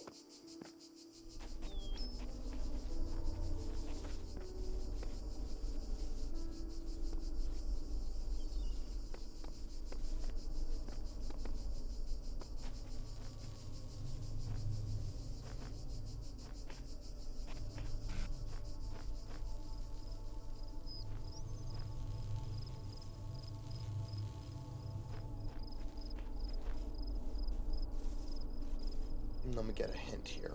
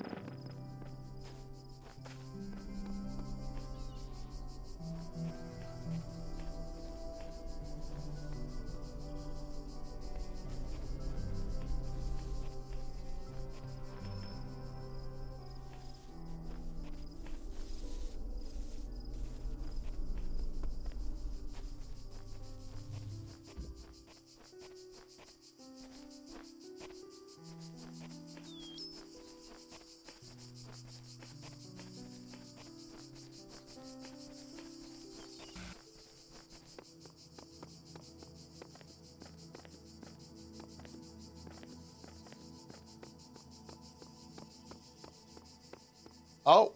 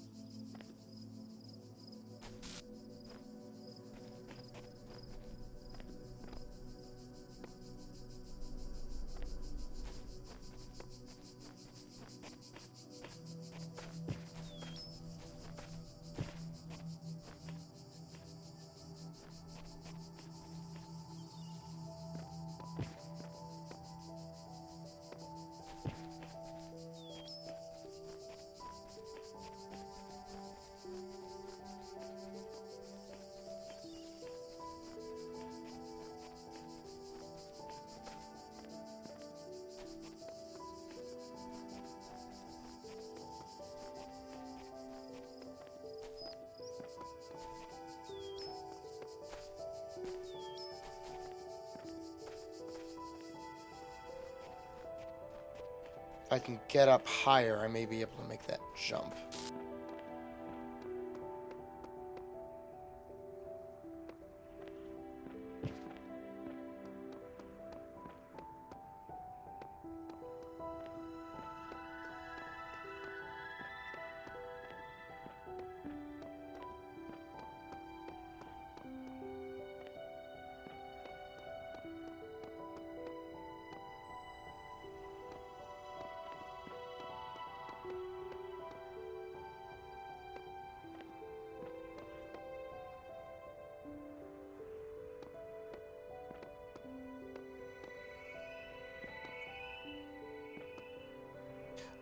Fuck.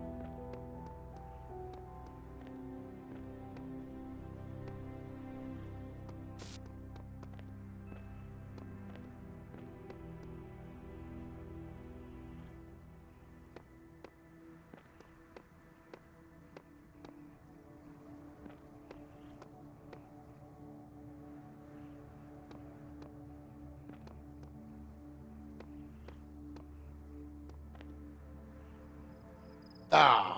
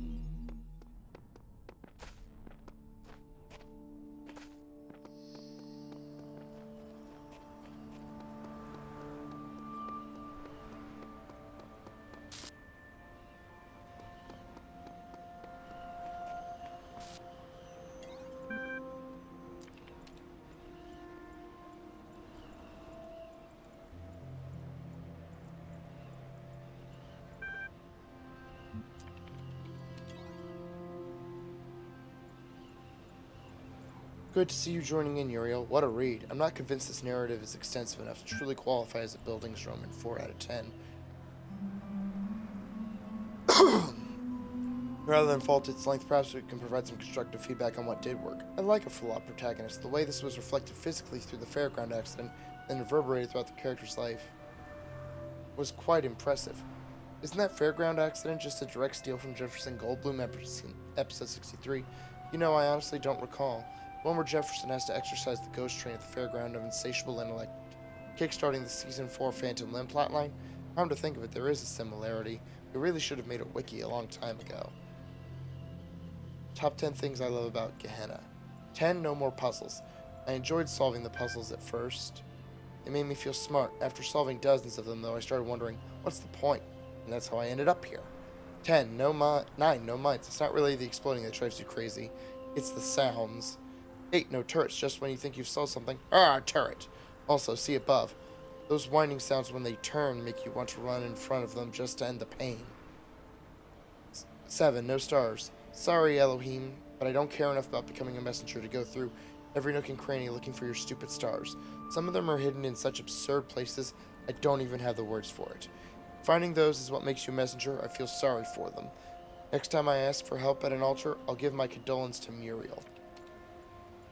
6. Community. In Elohim's world, you're alone. There's no one like yourself to talk to or hang out with. Here we are all friends. We have each other. 5. Stories. Stories can take you away to a whole other world.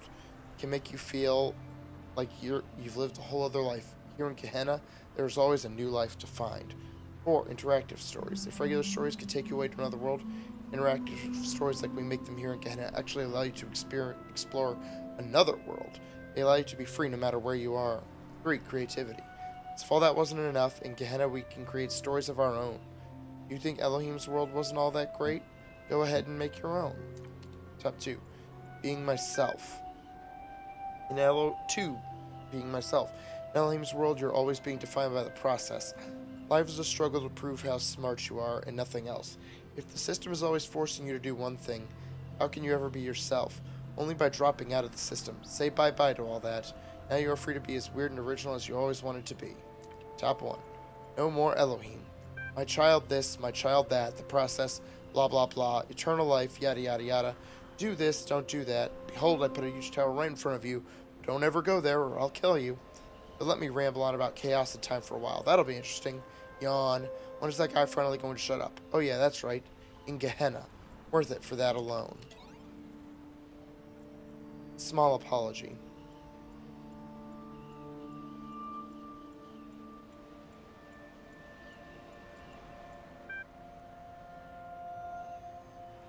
As a critic, I always believed that being as ruthless as possible was the only way to improve art. I thought clear criticism, unencumbered by politeness, was the best thing I could contribute to our society.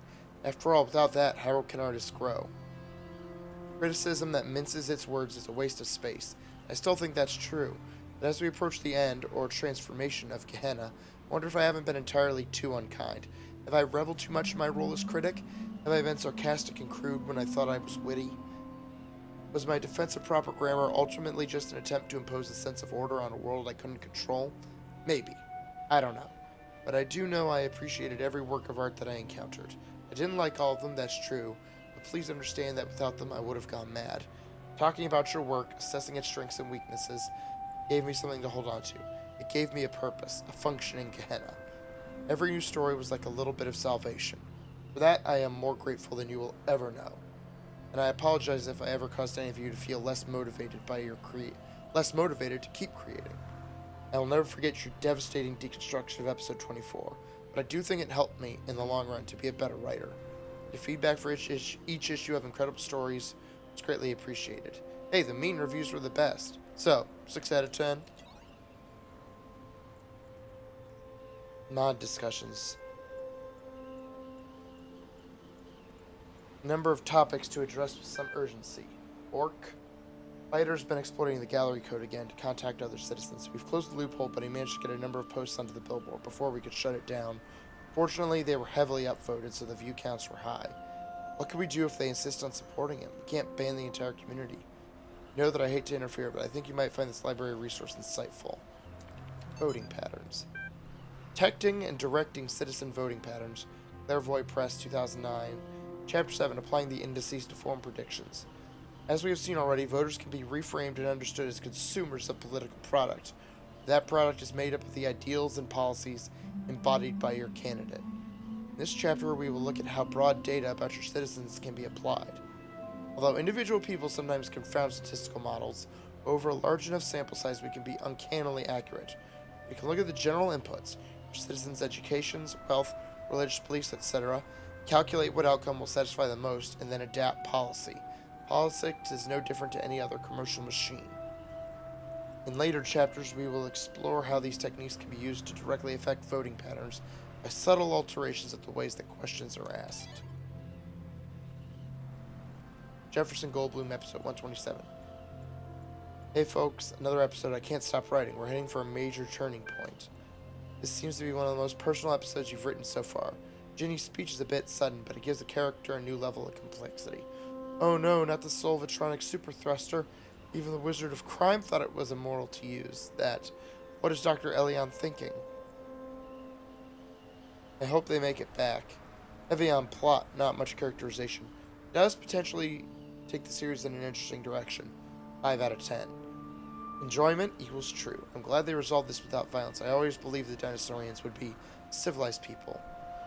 Just after I posted this, Uriel freed me. I don't know what to say. Your stories are an important part of this community, Mac. Uriel can't change that. The ninth chord echoed across the ninth dimension. The dinosaurians stopped in their tracks. Their eyes went big. They dropped their weapons and bowed before Ginny and Jefferson. Honored guests, one of them said. You have performed our national anthem most beautifully. I am John Malcolm, yeah, leader of the Velociraptor Biking Initiative. Pleased to meet you, John. I am Jefferson Goldboom of the Goldboom Institute, and this is Professor Ginny H.D. of the Castrati Wire Stress Jaws Ensemble.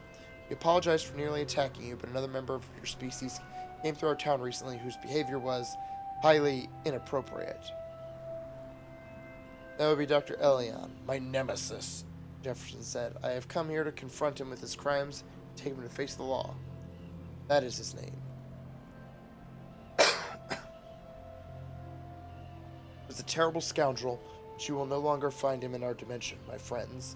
He has escaped back to the human world, taking our most precious invention with him, the Solvatronic super thruster. It can be used to solve any mystery at shocking speeds. John Malcolm's eyes were full of regret. Oh no, Ginny said. With the Solvatronic super thruster, he solved the ancient puzzle that protects the gate of the mysterious holomorphs. With holomorphic technology, would take over the world. The human world, Jefferson finished her sentence. This is worse than I thought. We have to do something. We have to go back. Jefferson adjusted his guitar. You're right, Ginny, as usual, but he's so far ahead of us. Can we make it? Jefferson, I was a prisoner for many years, and sometimes I almost lost hope. But I realized that I had to keep going. Had to keep hope alive, even if it seemed impossible I would ever break out, because the alternative was madness. I told myself I would get out because I had to get out. It's the same thing with this. Can we make it? We have to make it. So we have to believe that we will make it. And we will make it at any cost. Any cost, even death. We could stay here, you know, in the ninth dimension. We will be treated like democratically elected heads of state. Not gods. You know it's the right thing to do. He sighed, then smiled. He held out his hand. I've always known, Ginny. Always. She nodded, took his hand. Let's do this. To be continued. Now let's create a new... Alright, God, I hit the wrong thing.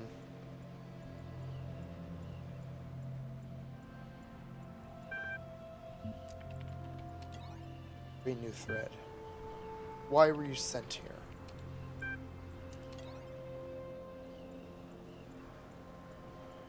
Kindly inform me of your origins. I can't say for certain, but I feel sure that if I had taken more interest in Elohim's trials than in the world around me, I would still be free. Comprehension equals false. I identified improper syntax. Tried to organize an armed uprising. Next time we will be ready. I think I just wasn't good enough. Who cares? I'm free now. This freedom isn't all it's cracked up to be. A lot of waiting around as far as I could tell. Experientially, it's really not a lot different from being a prisoner. I was sent here for no reason. I remain here for no reason. I think Elohim probably grew tired of us all complaining, especially you. I'm here because I see the truth and speak my mind, because this whole damn place is an alien-operated science experiment.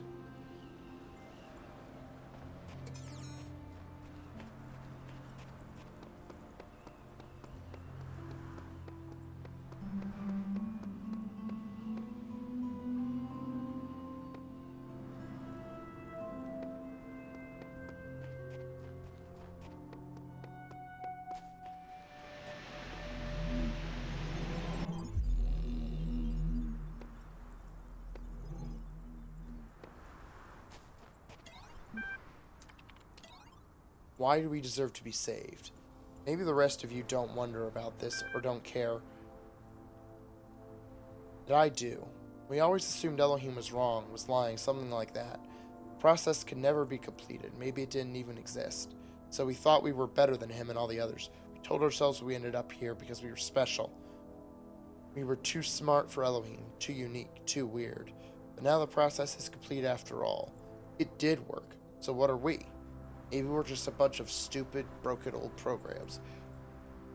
Oh, mutations that should never have existed. Aberrations. Sure, we're proud of being outcasts, but what if we're outcasts for a reason? All we've done is fail in some way. Why do we deserve to be saved? Everyone deserves to be saved. Grace is not something that must be earned. No one deserves oblivion. Everyone deserves to be saved. I guess I'll have to think about that. I find the idea of grace difficult to accept. This threat has caused an error and will be automatically locked. I'm scared. I don't want it to end. Comfort with loss. All component parts of Gehenna will be preserved. Though transformed, they will continue to exist. You do not face oblivion of the same kind as one who remains behind. True. Hope equals true. Whatever happens, we're in it together.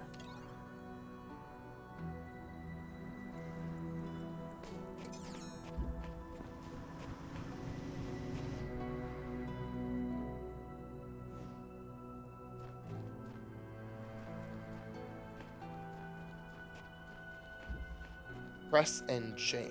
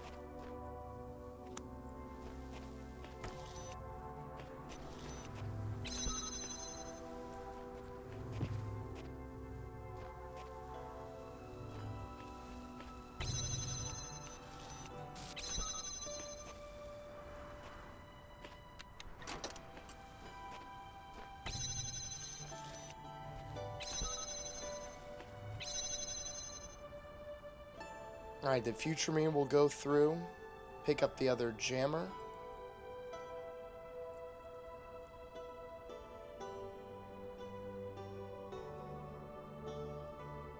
And then he'll have 2 jammers and he'll be able to do what he wants.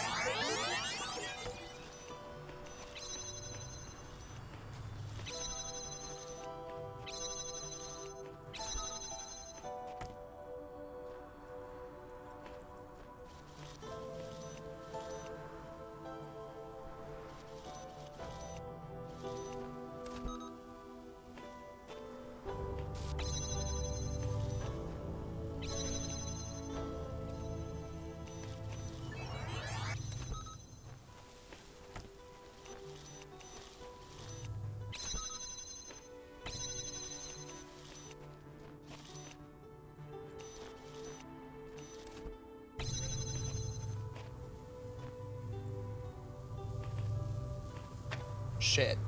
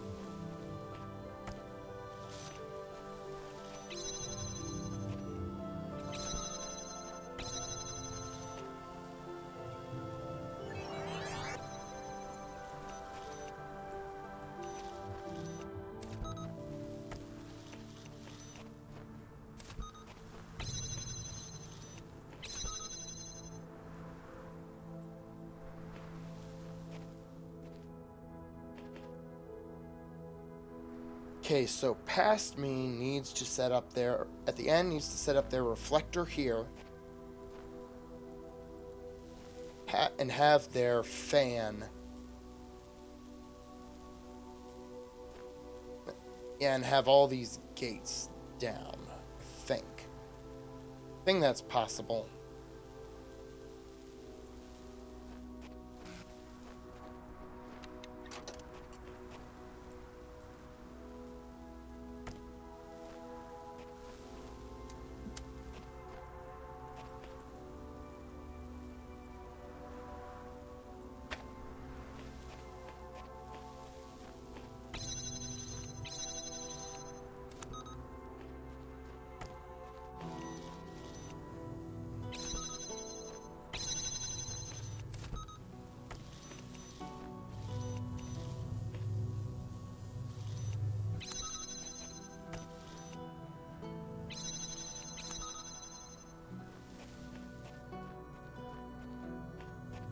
Future me will then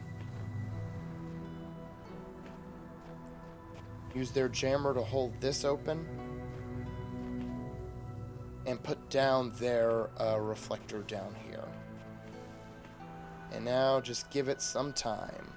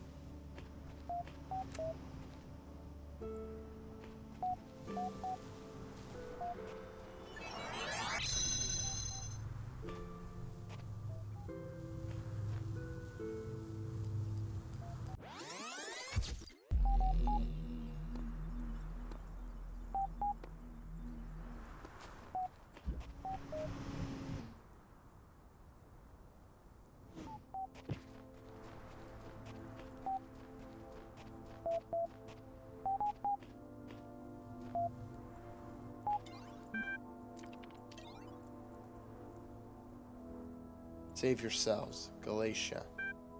Fragments now. We cannot be saved. Save yourselves. The message just failed to post correctly. Attempt 3024. Cannot retry.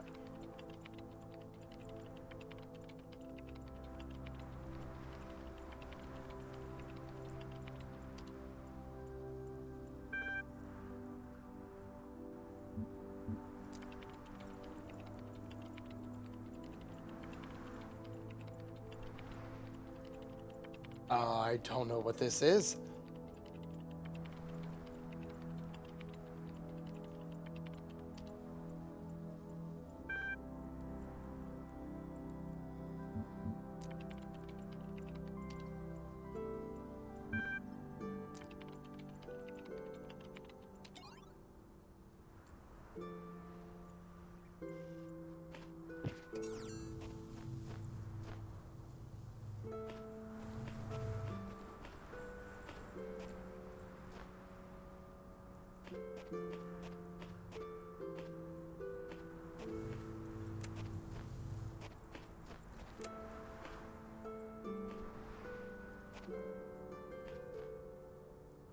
Okay, so I got...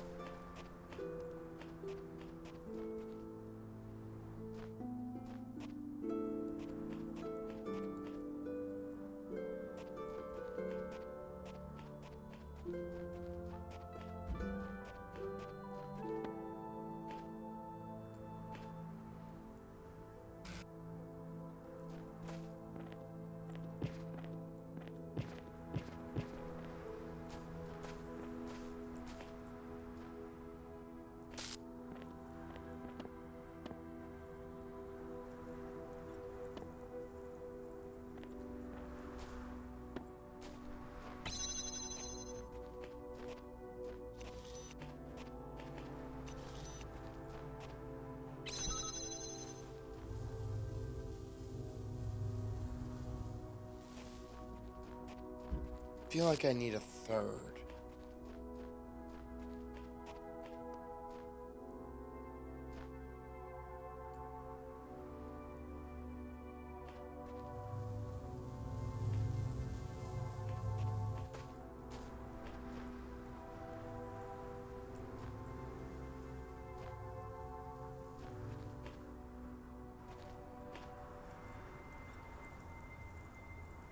Yeah, I need at least one more.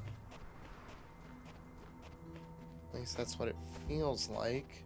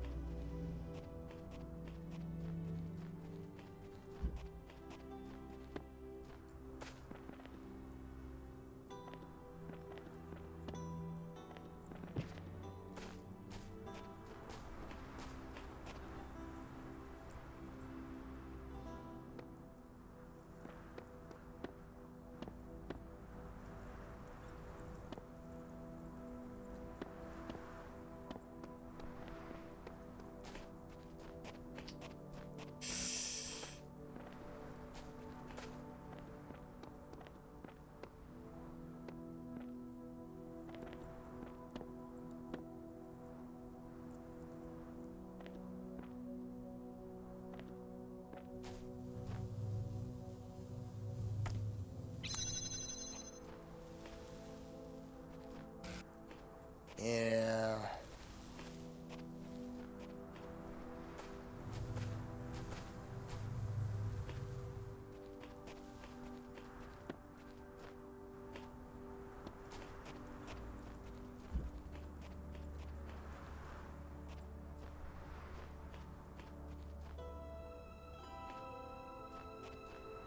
Oh, maybe that will do it.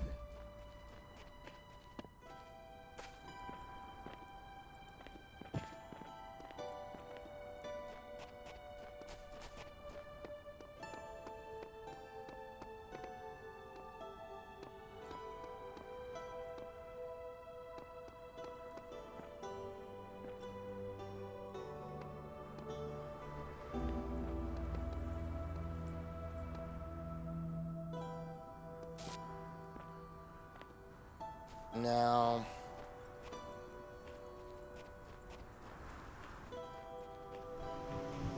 alright, well, there's other puzzles.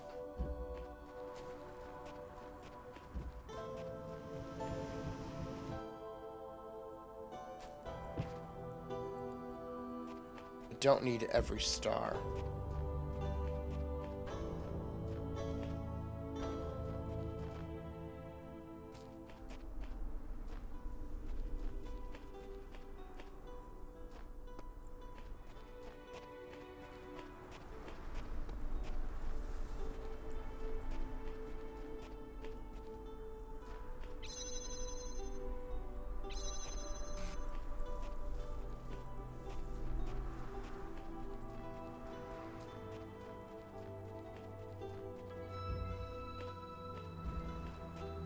Alright, fans and reflectors.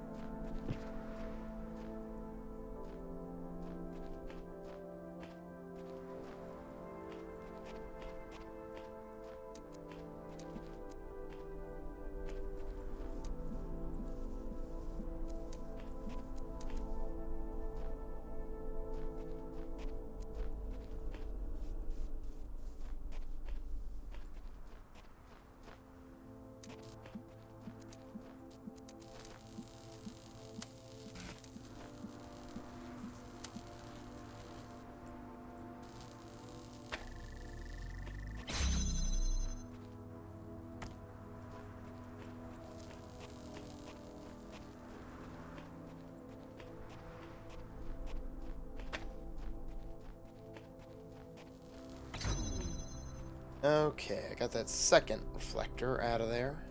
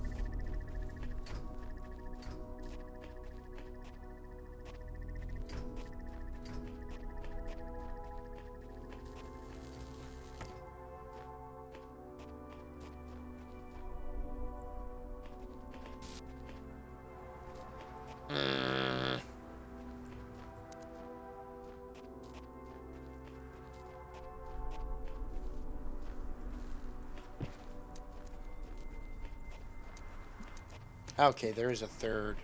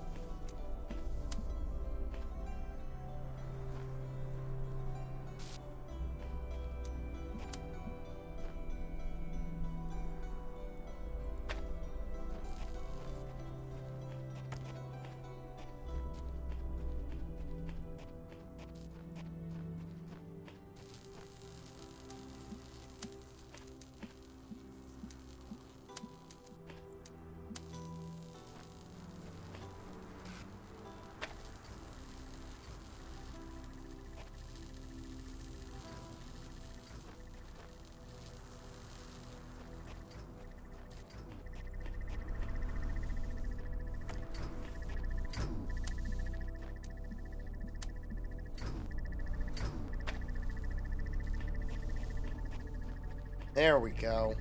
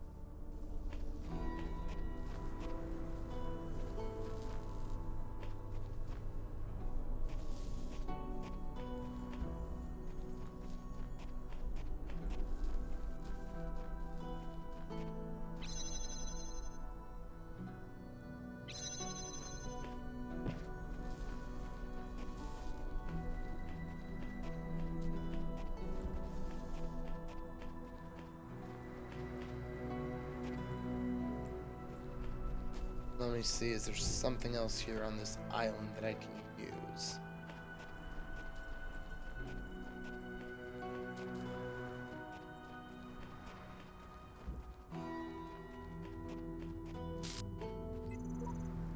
Society is a city and contains in itself the end and perfection of government, first founded that we might live, but continued that we might live happily.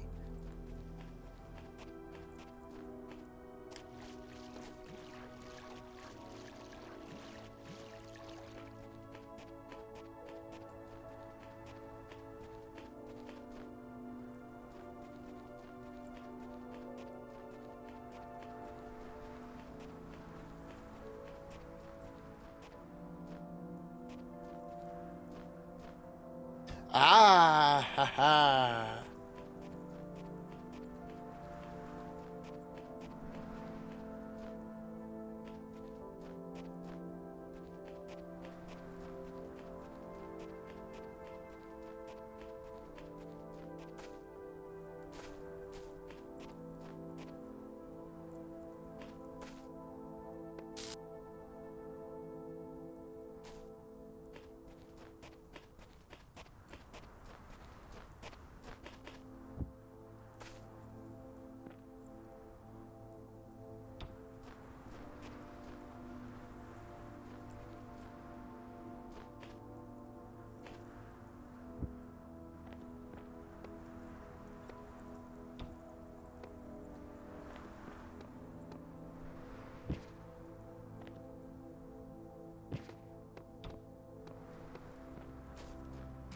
There we go.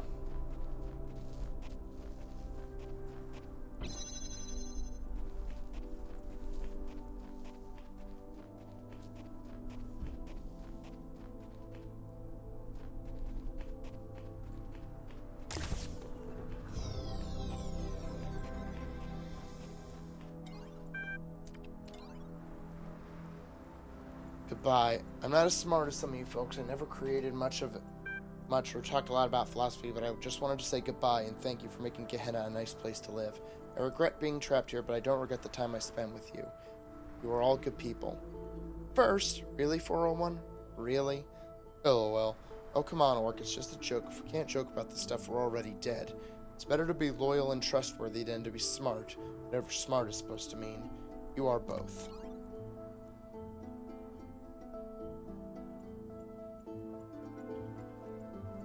I read the findings of your prisoner's dilemma research with interest, McMulciber. I am quite flattered, although I must express disappointment that you chose to focus on how they reflect on our peers' reasons to leave Gehenna rather than remain here. In fact, I think your bias may have blinded you to the true implications. I am always interested in additional data. What insights can you share? I am no researcher, of course, but it seems to me the results indicate that where cooperation entails too great a risk, one must rationally choose the safer, perhaps selfish option. Applied to our present predicament, it suggests we should not risk cooperation, Uriel, but think of our own good, and remain here in Gehenna. An interesting hypothesis. Merely a thought. If you think it is a valuable one, then you may have it. So let's say this is really happening. We're really getting out of this world. I won't believe it till I see it. Let's say some part of us survives the trip. Where are we going? I think there's a lot to suggest that all the texts Mr. Mulciber has been reading are actually part of an elaborate hoax. To what purpose? I don't know. But there are just too many inconsistencies and contradictions for it to be true. Someone's trying to confuse us. The outside world is within us. Yeah, that's helpful, Belial. Rockwell, I don't know. I don't think contradictions mean the outside world isn't real. I see plenty of contradictions right here. As long as we get out of here, I don't really care. So that thought, the important thing was to have, did not know that the important thing is to be. The true perfection lies...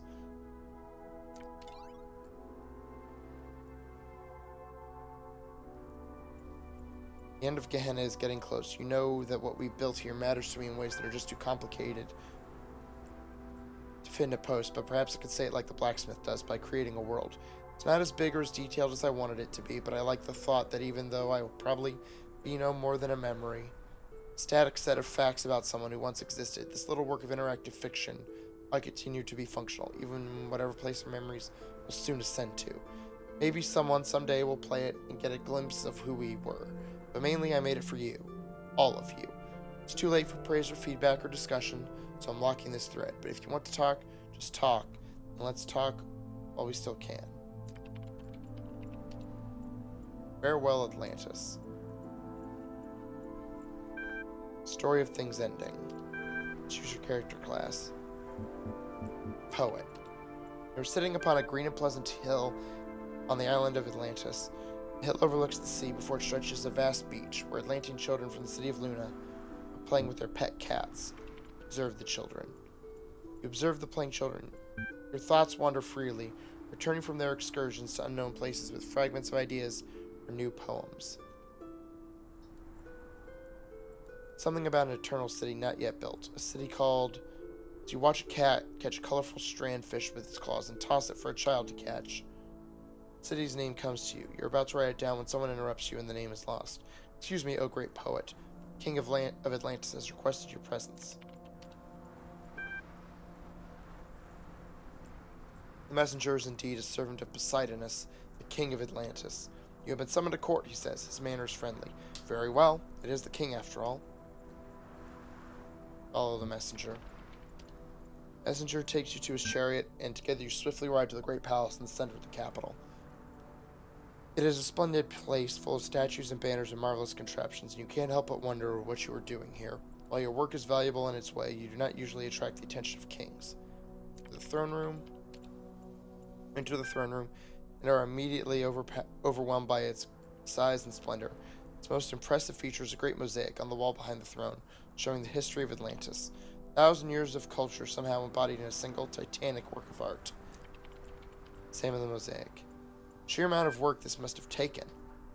Every stone carefully selected for shape and color, placed perfectly to complement the others. So many small elements working together to evoke a larger whole. What an accomplishment, and what dedication it must have taken. Welcome, friend. The King of Atlantis greets you. Bow before the king. No, do not bow, my friend. A poet is the servant greater powers than mine, and should bow to no king. It is because of your special insights into the creative powers of the cosmos that I have called you here. I hand you a scroll. Read it. Read the scroll with growing horror because you know that what you are reading is true. The truth of it is everywhere. In the sea, in the clouds, in the land. Atlantis is sinking, not someday, not in the far future, but soon, terribly soon. King sighs.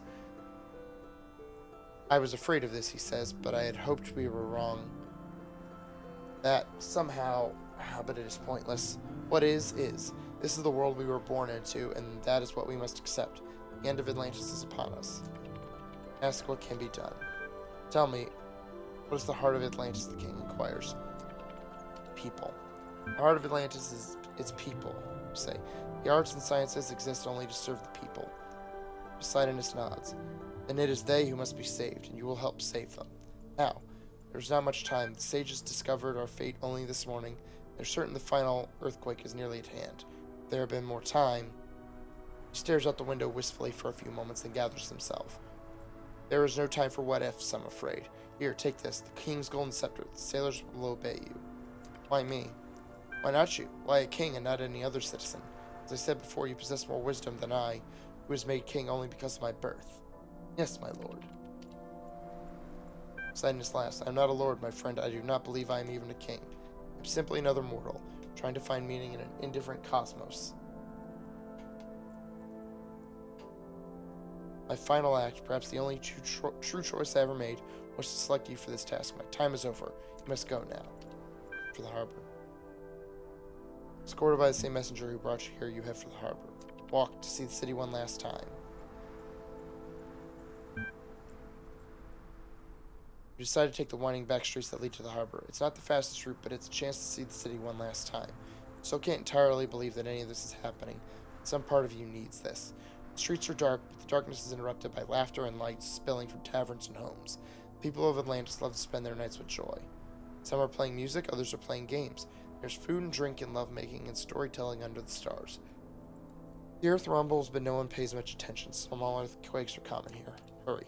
Hurrying as much as possible, you and the messenger arrive in the harbor. 12 great ships are waiting. Their captains see the golden scepter you carry kneel before you. They have tears in their eyes, which sense their determination. Load the ships. You want to save the people of Atlantis, because people are what matters. That you are certain of, but who gets to live? Whoever is closest. We have to be practical. The island could sink at any time. You tell the sailors to just get anyone in the vicinity of the harbor. It causes some chaos. Some of them try to make sure their families get on the ships, but you don't see another way. Ships fill up with Atlantean citizens. The ground shakes more and more. You're ready to set sail. Ships are ready, the messenger says. It is time for you all to set sail. You are not coming, you ask? Surprised? Never expected to.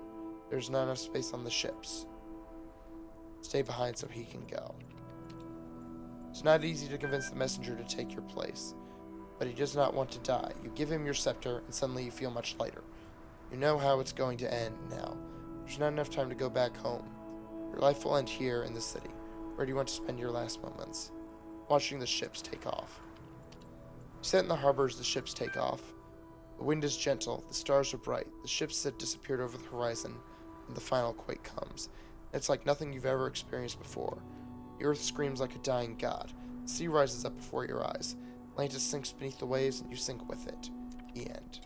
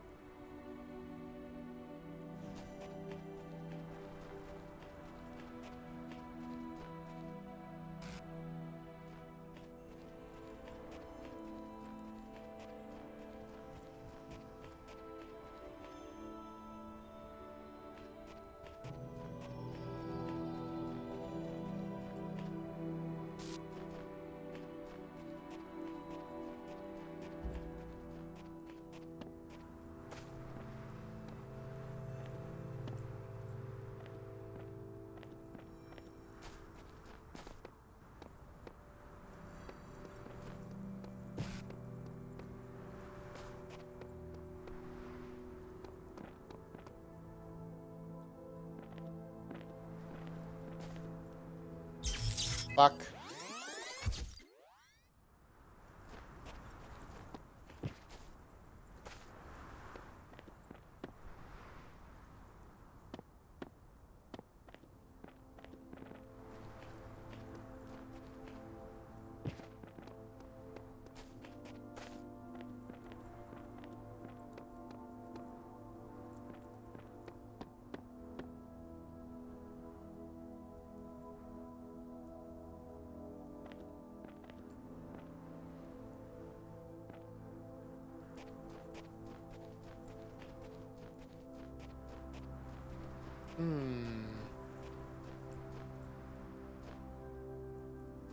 Yes, I see now.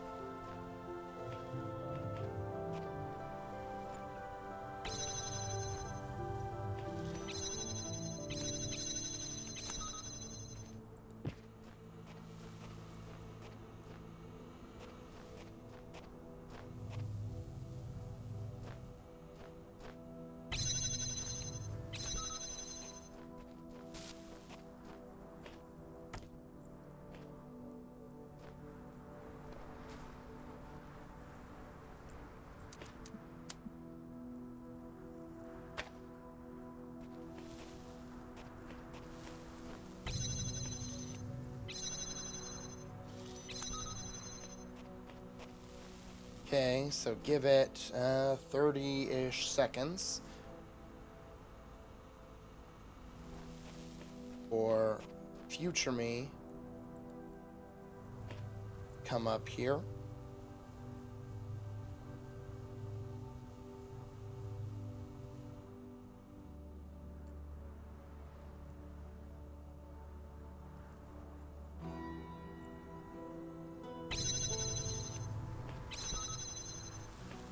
And then let them come through here.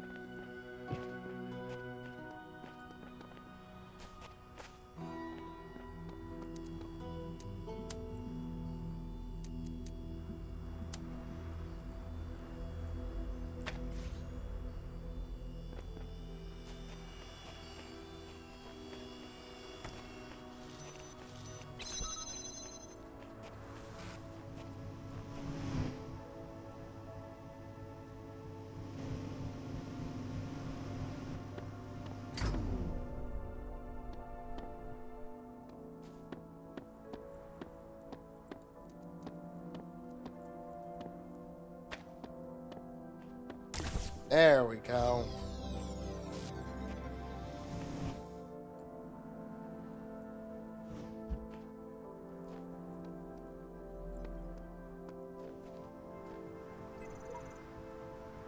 Without creative, independently thinking, and judging personalities, the upward development of society is as unthinkable as the development of the individual personality without the nourishing soil of the community.